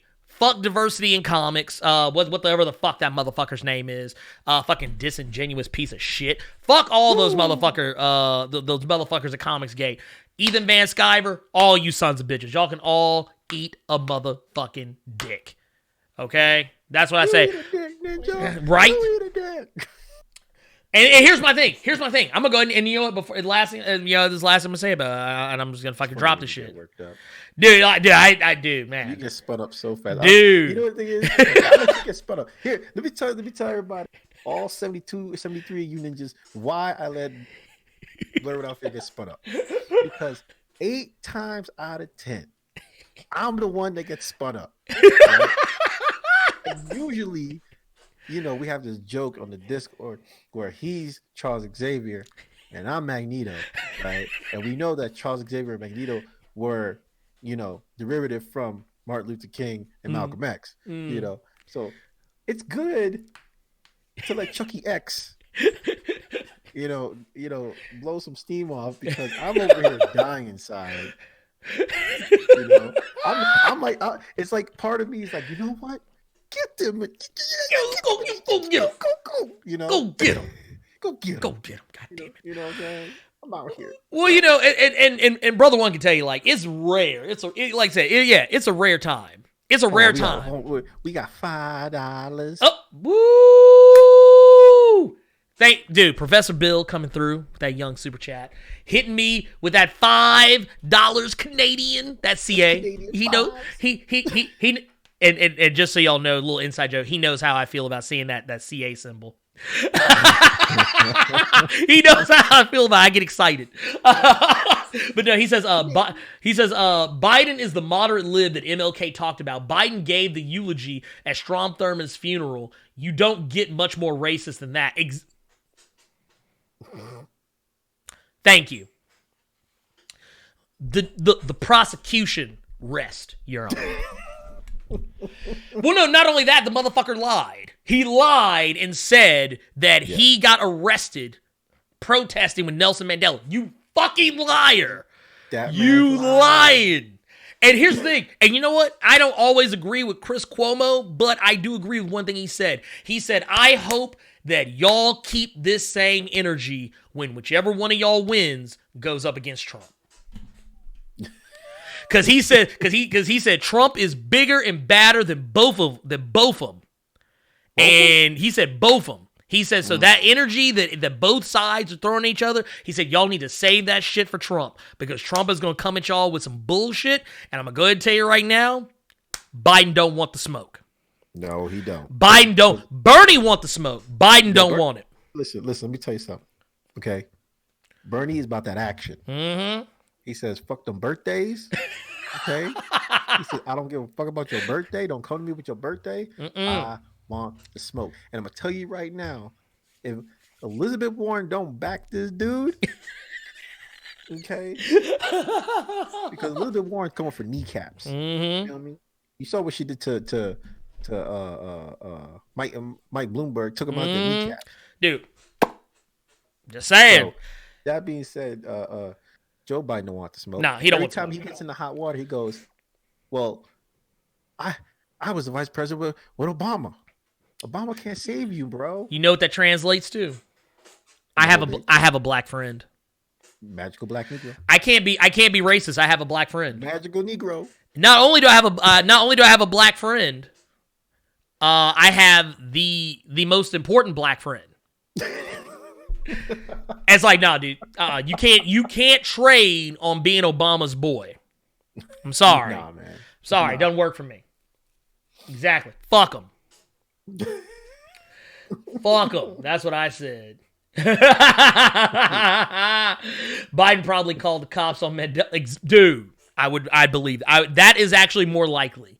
And honestly, can we also address the fact there was a reason why Obama picked Biden for his vice president? It wasn't because he liked Biden. No, not at all. He picked Biden because he knew that motherfuckers in the Democratic Party were not going to be hip to his shit. So he went and got somebody that would placate them, that was safe, and Biden just rolled with it. Yo, listen, okay, Biden Spidey wasn't going nowhere in his political until Obama reached down and was like, "Yo, fam, handle this Democratic Party for me, real quick." Right, dude. Come handle my shit. Wilbur says that's more. I used to work with. Used to work with black. Right, yeah, no, and what Professor Willis, they say, Biden was there to calm down the racist whites. That's exactly what it is, because Biden is as close to being a Republican as most Democrats will ever get. Like he's closer to being a Republican than he is anything else, and that's a fact. By the way, Bryant Harris, and I know you are one of our newest Earth's My subscribers. Thank you so much for that $5. Yeah, exactly. Look. New. I appreciate that $5 super chat. Thank you so much for that. But yeah, like I said, I didn't mean to go off on a tangent. It's just that talking about comics. Actually, I kind of did. Don't lie to these people. Well, no, talking about Comicsgate always gets me riled up because I fucking hate them. That's why I don't like talking to you about Comicsgate, because you get so spun up. Dude, they get me tilted, man. I'm not gonna lie. I actually get real tilted when I talk about Comicsgate. The Chucky X be coming out, when you get... Oh. Dude, I be like, look, had to hit him with that speech. Be like, no more. You know what that reminds me of? When we have conversations like this? What's that? With that, not the latest issue, but Marauders #8. Oh yeah. by a certain man known by his government name as Robert Drake. Oh damn! The Bobby Drakes. Yeah, you know what I'm saying? He says, and I'm paraphrasing, "I want hands." Right? With everybody. Look, and matter of fact, yes, as we talk about the X-Men's. Previously on them X-Men's. There you go. We're going to go ahead and throw that out there. Previously on them X-Men's. Look. Hey, Kate just Piper's saying. coming back, man. Look, pull one out. You still ain't tell my boy Frankie. Oh, look, Frankie, baby. Look, Frankie gonna find out. He gonna find out, and we find out he ain't gonna be happy. Listen, Frankie gonna restart the whole damn universe to bring it back. All right. Look, you already know the vibes. Let's see here. Let's see. Where's my phone? Dude, my Panda Noir says the X-Men soundbite was worth the wait. look, hey, you got to do it. I had to do it. You know look, I wanted to make a little. I wanted to actually make a little thing, like a little video to go with it, where it'd be like, and then have Charles just come out and be like, oh God. I'm gonna tell you right now, okay? If I swear on everything, Franklin about to fuck some shit up, man. Damn. You mess with his no. thing, It's gonna go down. You know what I'm saying? You mess with this boo thing. Bobby want hands. I'm telling you, these two are gonna have the biggest collab. Oh, dude, easily. I'm saying? Easily. You know, Emma's probably gonna join them. Oh, you already know what time it is. You already know. Oh wait, man, I'm double checking something real quick. I want to make sure that I'm not missing anything. Yeah. Reggie says Shaw better hope that Spidey don't find out about Kate. Dude, Pete, look, because Pete got hands too. You remember how Peter jacked Doom up? Dude, hell, look. First off, all you gotta do is call Luke. Oh no. Look, pay Luke. Luke done pulled up on Doom before. He ain't scared. No, he's not. So let's go ahead and get. We only got one question in the Discord, I believe. I know Nightbot. It's one from last time.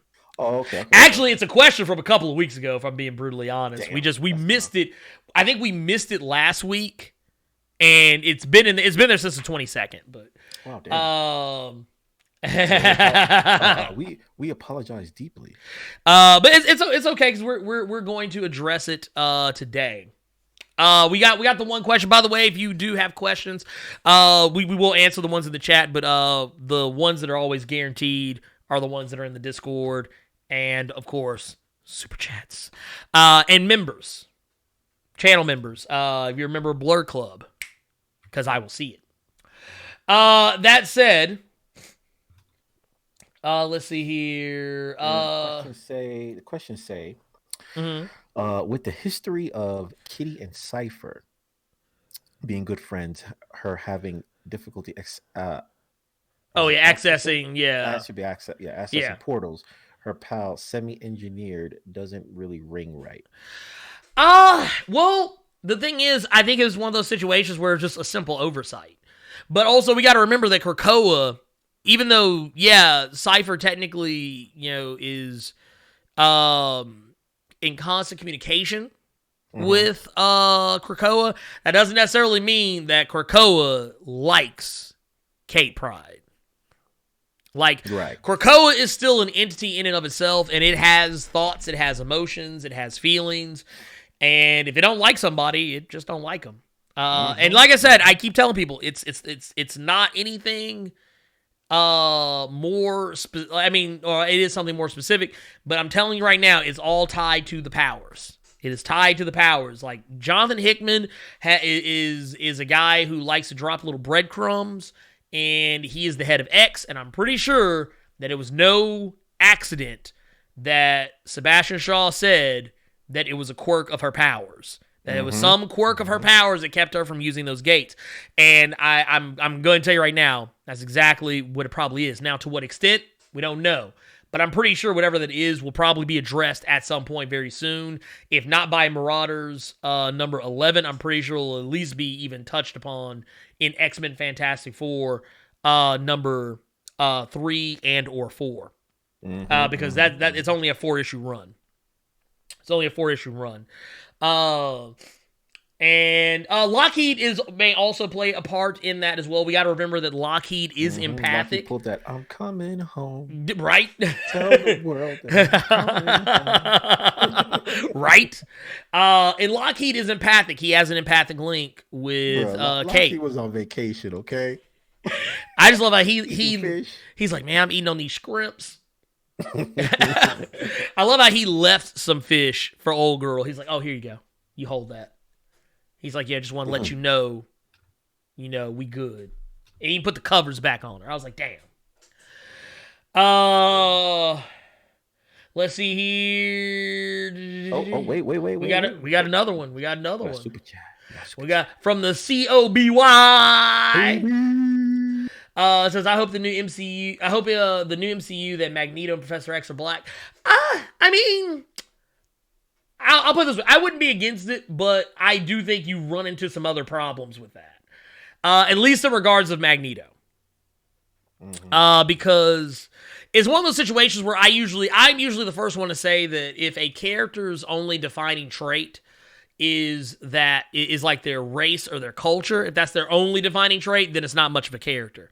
However, Magneto has a lot of defining traits, and one of his most important ones is that he's Jewish. Now, that is not to say if he was black, he couldn't be a black Jewish man. That is not an uncommon thing. It does happen. Like Irish. Yeah, exactly. But that said, I think you walk a really fine line with that. Now, if you, like I said, I also say anything done well or done right, you can be properly executed can be good. So I mean, I wouldn't be against it. I wouldn't be against it at all. I know it would cause a shitstorm. I know that. Hell, it caused a shitstorm on Facebook and Twitter and Reddit when someone just photoshopped a picture of God damn it, why am I blanking on the motherfucker's name? Denzel Washington. They photoshopped a picture of Denzel Washington in the Magneto suit, and motherfuckers lost their shit. Both positively and negatively, so... I remember that. And I can only imagine what they do for Professor X. Professor X doesn't have any cultural traits that like just absolutely define him as a character, but Magneto does. it's kind of like when people try and use the Black Panther argument. They're like, it's like, no, you can't really use Black Panther because he has a lot of character-defining traits too, outside of just being African, or Wakandan. Like it's different. Like when people, You mean he does? exactly. Like he has other traits that define him as a character. It's kind of like when people got mad about Zendaya being MJ. It's like, well, she's not Mary Jane. She's another character. She has the nickname MJ. But I mean, she's not exactly the character that people think that she's supposed to be. And when people are getting upset about, like, oh, MJ's not supposed to be black or whatever, this, that, and the third, I'm like, well, but you gotta think about this. What are MJ's other defining qualities other than being white and redhead? Hey now, you can be offending some people. I mean, I'm just saying. I'm at like that. Like the people, and I'm not saying she doesn't. Let me be clear here. I'm not saying that she doesn't have any other defining qualities, but the people who usually say that can't say what those qualities are. Right. You can't sit here and say, "Oh, well, she has other qualities but then you can't name any." And I'm like, I'm waiting. I'll wait. I can tell you some. I mean, these aren't all like just the greatest things on earth, but I mean, at one point, she loves Peter Parker. She wants Peter Parker to do the right thing, but at the same time, it conflicts with the fact that she's in love with him and wants him to come home safe. Mm-hmm. She's an actress. She's a model. She's a good person. Deep down, she has a good heart. Mm-hmm. But I mean, at that same point, everything I just listed, these are white meat babyface qualities. Yep. Mm-hmm. These aren't big.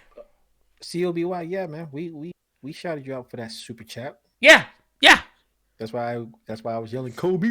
Yeah. Yeah, we got you, pimp. We got you, man. We got you, man. Don't worry. We got you, man. We got you. Don't worry, Jules. Yeah, it's what was it to me, my motherfuckers? Damn.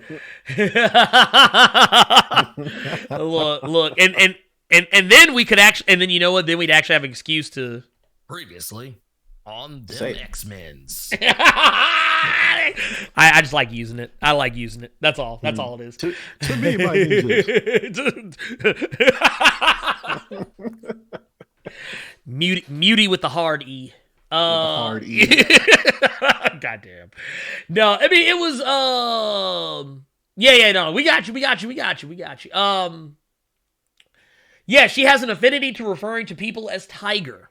So does Sagat. Yeah, so does Sagat. No, I'm joking. I'm joking. Being facetious. I'm being facetious here. But no, in all seriousness though. You like, I'm sitting here thinking about it, and most of her character traits they're not like her, it's her connection to another character. You know what I'm saying? Mm-hmm. So that's why I'm kind of iffy on that, but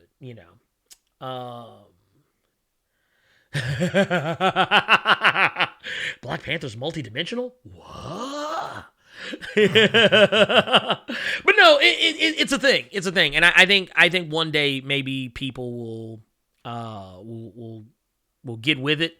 I do want to say this isn't so much a question that I got in the Discord or in the chat, but I've had a lot of people ask me this, so I'll go ahead and address it here. And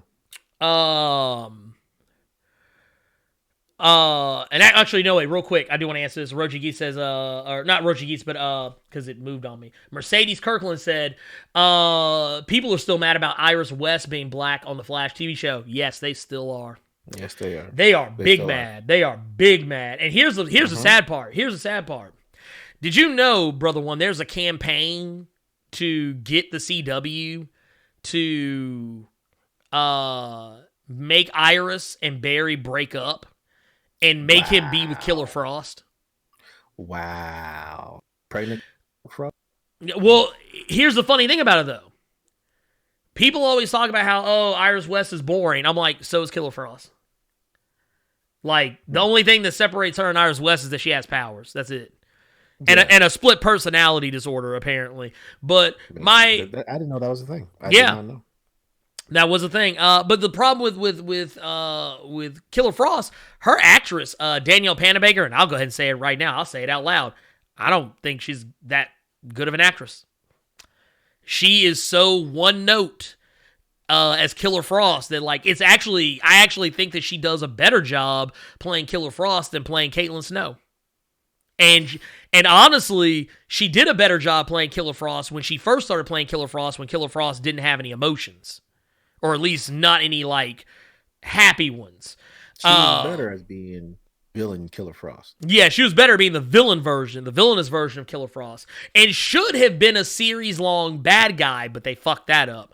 And not only did they fuck that up, but one of the things I thought was really funny about it is the fact that when they started making the Killer Frost persona and the Caitlin Snow persona damn near the same persona, it's like, okay, so now when she's Killer Frost, now she's just playing the same character, and it's like, well, this isn't interesting anymore because I don't even like her as Caitlin Snow. So basically, she's just Caitlin Snow with powers. Yeah. Meanwhile,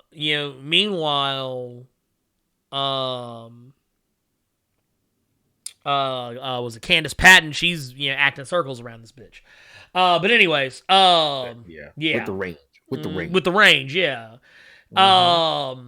But yeah, but no, going back to it, I'll answer this question. This is something I was asked on Twitter, someone and in the YouTube comments previously over the past week, which, by the way, I want to apologize. I actually started getting really good at getting to the comments in videos, and then, like, something happened, and I was kind of in a weird place, and I just didn't feel like diving in there. I went back and answered everything as best as I could, but there were some, there are arguably going to be some that were, like, a week old, and there's others that would be newer. I apologize for that. Just it's one of those things that, yeah. Not even the dulcet tones of BTS and Blackpink and Red Velvet and Big Bang and Momoland, or is it Momoa? I can't remember. Anyway. Even those, by the way, I just want to point out something. Rap Monster from BTS. I actually went back one day while I was reading comments. I was actually listening to some of his solo stuff. That dude got bars. He is wasted in BTS. Damn. That dude, he raps fast than a motherfucker. Whatever he does on BTS, he is slowing it down for the children. RM is that dude. But anyway, what was I saying? But yeah, I got back to him. I'm gonna dive into him today while I'm doing work. Momoland, A-Pink, Cosmic Girls, yes.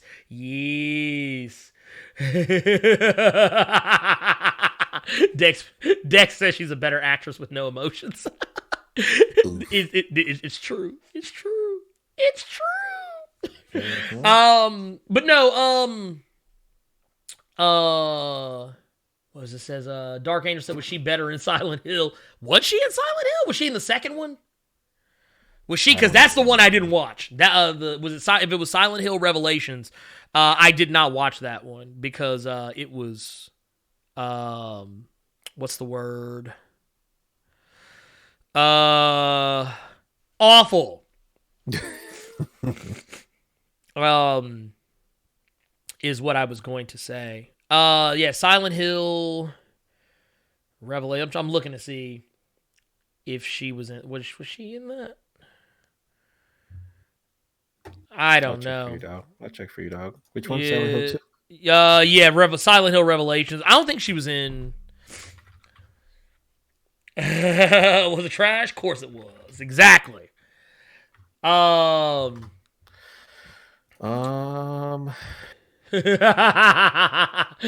people turn to comic book guy over unimportant shit. Yeah, that's exactly what I'll tell you who was in it. Who? I know Kit Harington was, wasn't he? And Trinity. Oh yeah. I forgot she was in that junk too. Carrie-Anne Moss. We got our boy Sean Beans. But I'm scrolling through it right now, and I am not seeing her on the casting list. Yeah, I'm not seeing it either. Yeah, that's a negative Ghost Rider. Or maybe that's Adelaide Clemens. I don't know. Anyway, not important. Yeah, she was a Sky High. She was a Sky High. Yeah. And I vaguely remember her from that. Dex said someone say K-pop. Yeah, someone said K-pop. It was me. It was me. I have been taking my daughter down the rabbit hole of K-pop. She's been enjoying it so far. I even curated her a playlist of all her favorite artists. So yeah, she's got her own K-pop playlist. We got some Big Bang, some BTS, some Blackpink. She's got what else is we got some BoA. We got that's old school. A lot of y'all motherfuckers don't know about that BoA. Was it Tomorrow and Together? Well, we got Momoland, Red Velvet. Where's the other one? And then there's was it Mamamoo? Or there's that one. We got her some J-Hope and some of Rap Monster solo stuff. What was the other one we got? There were some other ones in here. Taeyang. Oh, dude, there was one song I found by this chick, CL. I'm going to link it to you later. We got a G-Dragon, Alexa, not to be confused with the artificial intelligence that Amazon uses. Amber, Everglow. Was it G-Idol? There's that one. There's a whole bunch of them. We've been going down the list. Gotcha. Oh, let's see.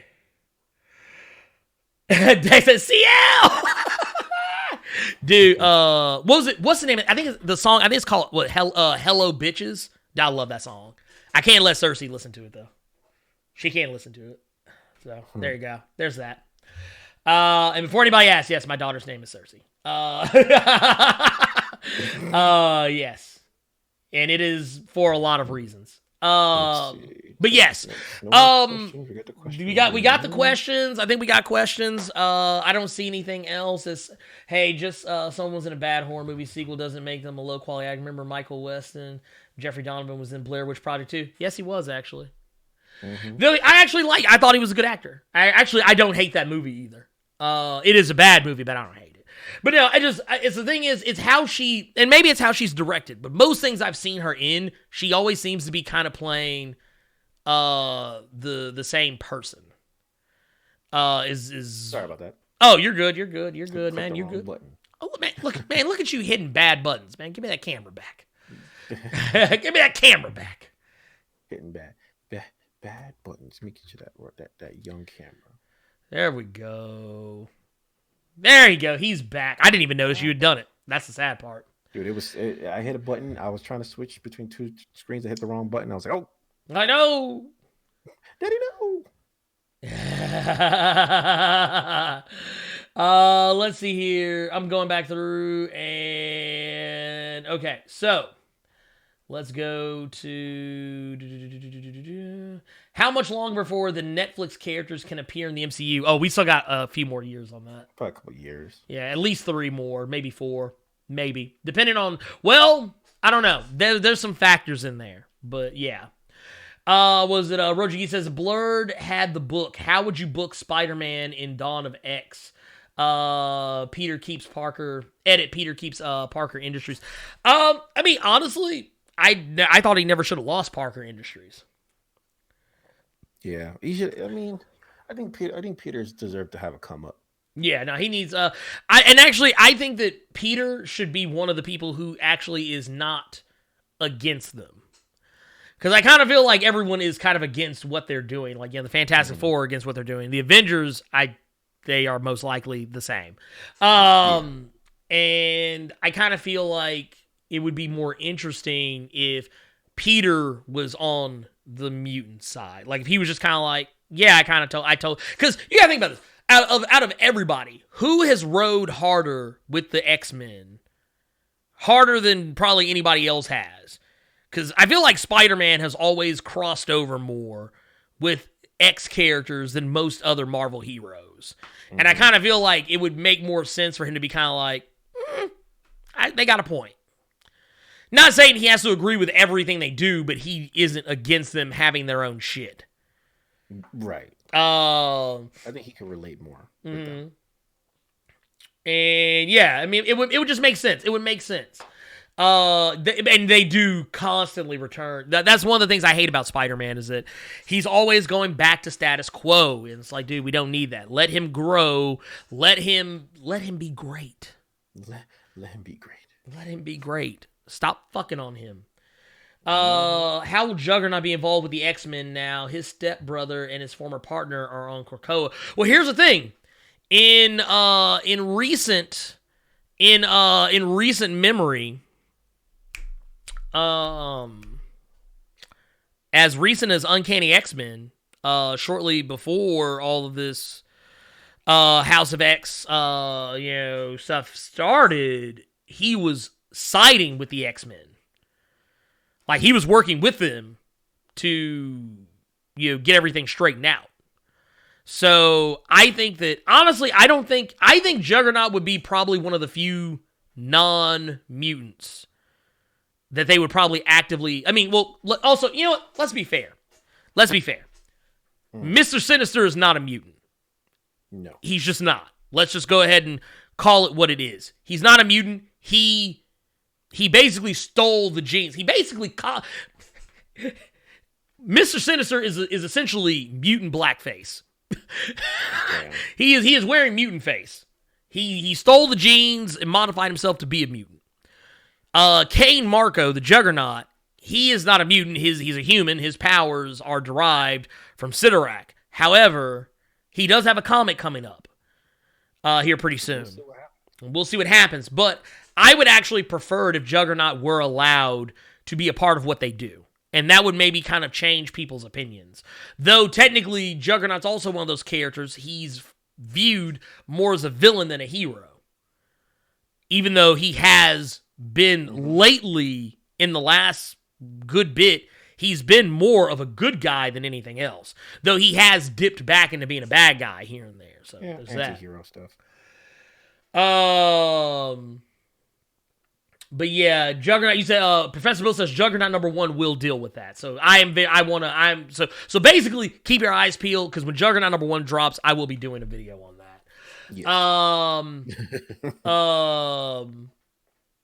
I will say, I disagree. I actually disagree with that Black Geeks. I don't think Spider-Man would disagree, because, here's the thing, and this is something I think people keep missing.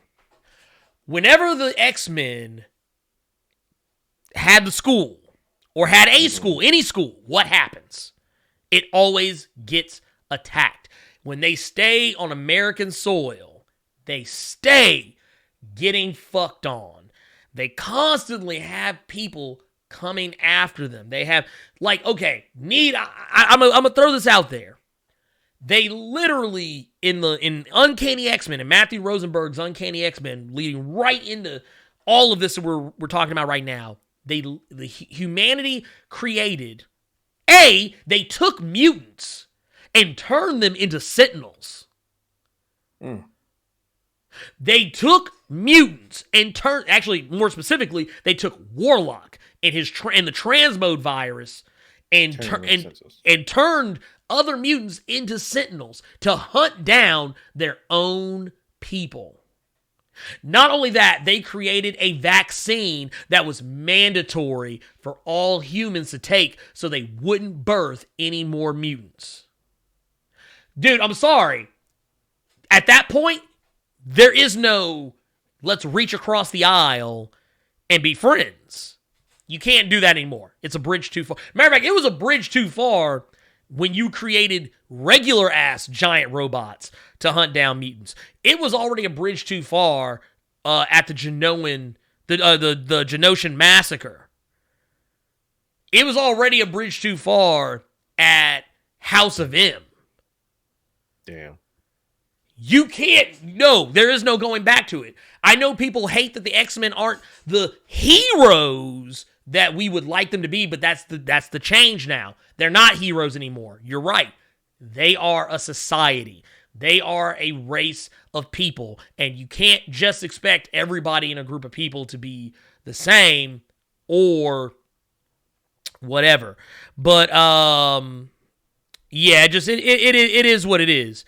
And you could have asked me, dude, Happy, you could have asked me that in the chat. Anyway, yes, I was on Cerrito. I was on Cerrito earlier. I think it'll be in podcast form here shortly, or tomorrow, or the Monday, or something like that. I don't remember. But that said, yeah, you just can't. I'm sorry, you just can't. That's one of those things, like when people start talking about, oh, the X-Men are villains now. No, let's stop that. Let's stop that. No, they're not villains. Just because you're not a hero does not mean you're not a villain. That you are automatically a villain. That is a really weird either-or scenario. I would say they're probably closer to being anti-heroes, which I wouldn't even go that far. They are just doing what's in their own best interest, and there's nothing wrong with that, considering that they've been trying. The X-Men. Okay, let's keep it 1 milli. Let's keep it 1 milli. The X-Men have been around since what? The 60s? Yes.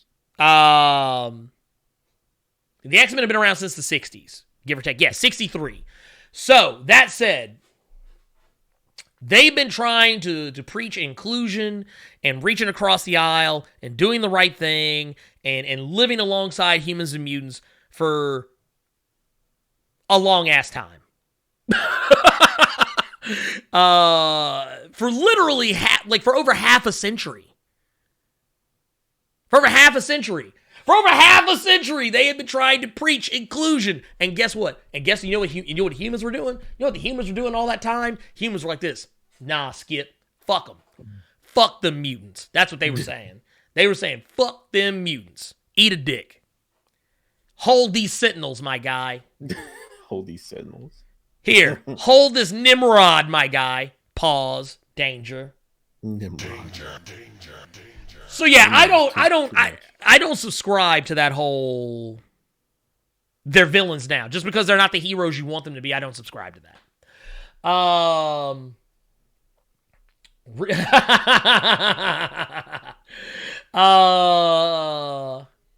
I think, yeah, and honestly, it was Leon A. Casey that says that they think that the X-Men human ally should live on another part of Krakoa.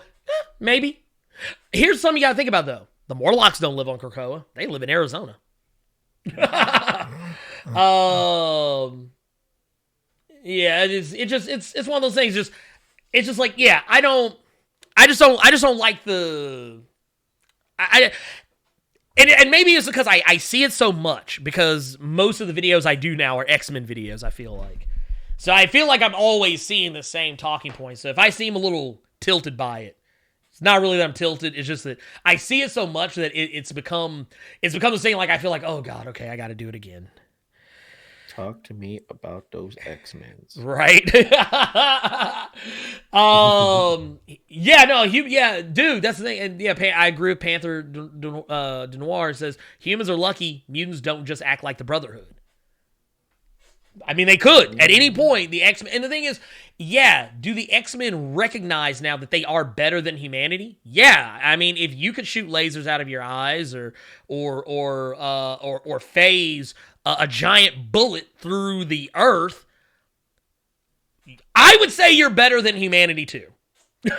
Because you know what I would say if I didn't have mutant powers and I watched a woman literally lay hands to soil and phase a giant bullet, not just one, but a series of giant bullets through the earth so that the earth doesn't get obliterated. I'd be like, you know what? Let them motherfuckers have their island, goddammit. Let them excuse me. I'd be like, what would you like for me to call you? That's what I'm saying. That's all I'm saying. I'm not, and like I said, it's not even, it's just, that's how I feel about it. I feel like, yeah, it's no different than being, like, I know some people think, oh, it borders on nationalism. I don't think so. I think that's a little different. They're just finally accepting that they are better, and they have knowledge that they are the next step in evolution, and that humanity is not, and that in 20 years, humanity will be wiped off the face of the planet. Maybe. Mm-hmm. They know this. So, of course, they are now finally accepting it. Hell, what was it Namor said? He said, hey, I'm glad, Chuki, that you finally have accepted what I've known all my life, that I'm better than everybody else. It is what it is. It may come off a little MJF, but that's fine, because that's kind of the point. MJF. I'm just saying. Salt of the earth. Salt of the goddamn earth. And that's the thing.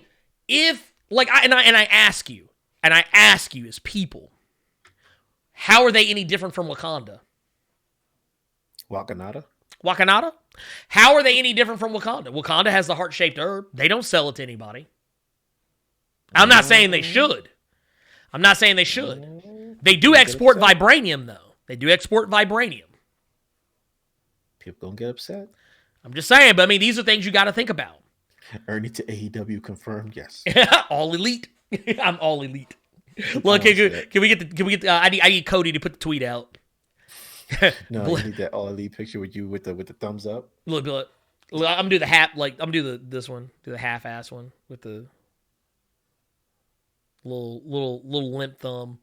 But yeah, I mean, crush. You'd be like, but the thing is, yeah, it's one of those things. If you were a person who was a part of a community that was constantly persecuted, hunted, killed, massacred, lynched, essentially publicly lynched, would you want to live in that the place where all this is happening? No, you'd want to get as far the fuck away from it. Anyone who says otherwise, you're kidding yourself. If giant robots could come to your house at any time just because of who you are and take you, either A, imprison you indefinitely and experiment on you, or kill you just on sight, would you want to live in the country? Would you want to live in the United States? Would you not want to go to a place where you could be amongst people like yourself and maybe, I don't know, not get killed? I mean, I don't know about you, but just saying. Safety in numbers. Just saying. Staff Sergeant said we need Krakoa Forever shirts. I'm putting it on the list. I'm putting it on the list. Here, let me. Where's my? Oh, here. It's over here. The reaching. Yep, got it. The scribe. This is the shirt list right here, ladies and gentlemen.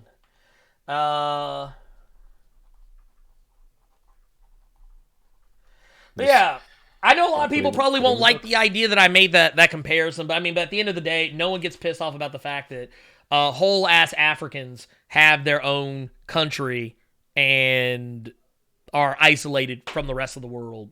No one bitches about Atlantis. Professor Bill is currently departing. Oh, Bill, you have yourself a good day. Get that nap. I appreciate it. You have a good one. And once again, hey, thank you for stopping by. By the way, ladies and gentlemen, if you ever get time, please go swing by Comic Book University, their YouTube channel. It's amazing. Professor Bill is mad knowledgeable about comics. He knows his shit. But anyways, and that, honestly, I'm gonna take that as that's also we're probably gonna what would a Krakoa Forever salute look like? I don't know, man. Yeah, because you can't do the X because Wakanda, they already took that. Look, can we look? I'm gonna still here. We have to figure out how to make a K. We have to figure out make it like a K sign or something like that. I don't know. We're gonna work. We're gonna shop some ideas around back and forward. We'll workshop that one. Yeah, we'll work that. We'll work that one. Let's see here. Yeah, it's like exactly. And that, Eddie White. That's kind of exactly what I'm saying. Like I said, people are so caught up with whether the mutants are good or bad people. The problem is that there are no good or bad people in a situation. We are talking about a nation here, and that's exactly, like, you're talking about a society of people. That would be like me saying that everyone in North Korea is evil. That's actually not true. That's very untrue. That would be even worse if I said everyone in Korea as a whole was awful and evil. That's not true. That's not true at all.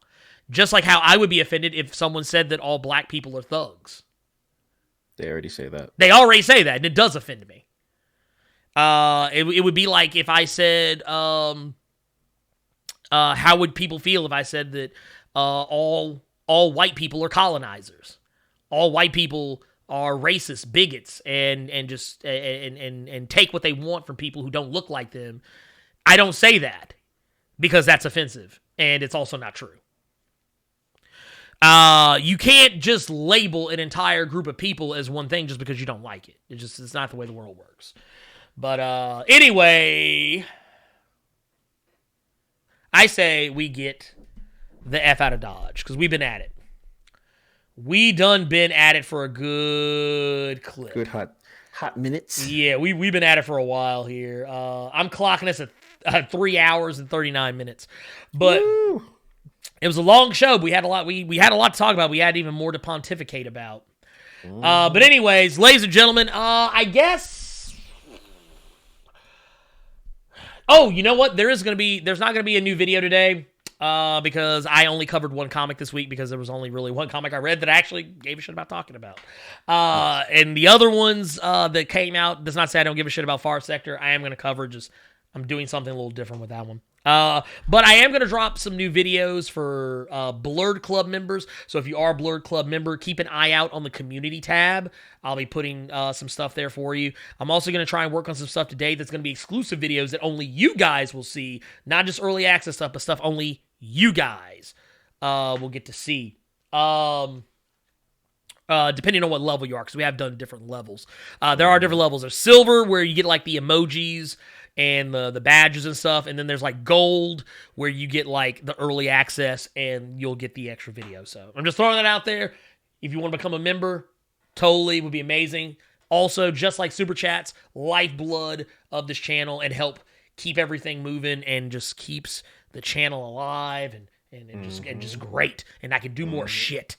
But anyways, that said, Brother One, you got anything going on? No, sir. See y'all on the other side.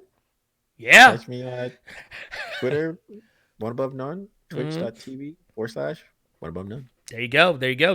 Of course, me, keep an eye out. I'll be doing some streams on the Twitch side of things, twitch.tv/Blerd Without Fear. You can also find me at Blerd-Fear on Twitter, Blerd Without Fear on Instagram and Facebook.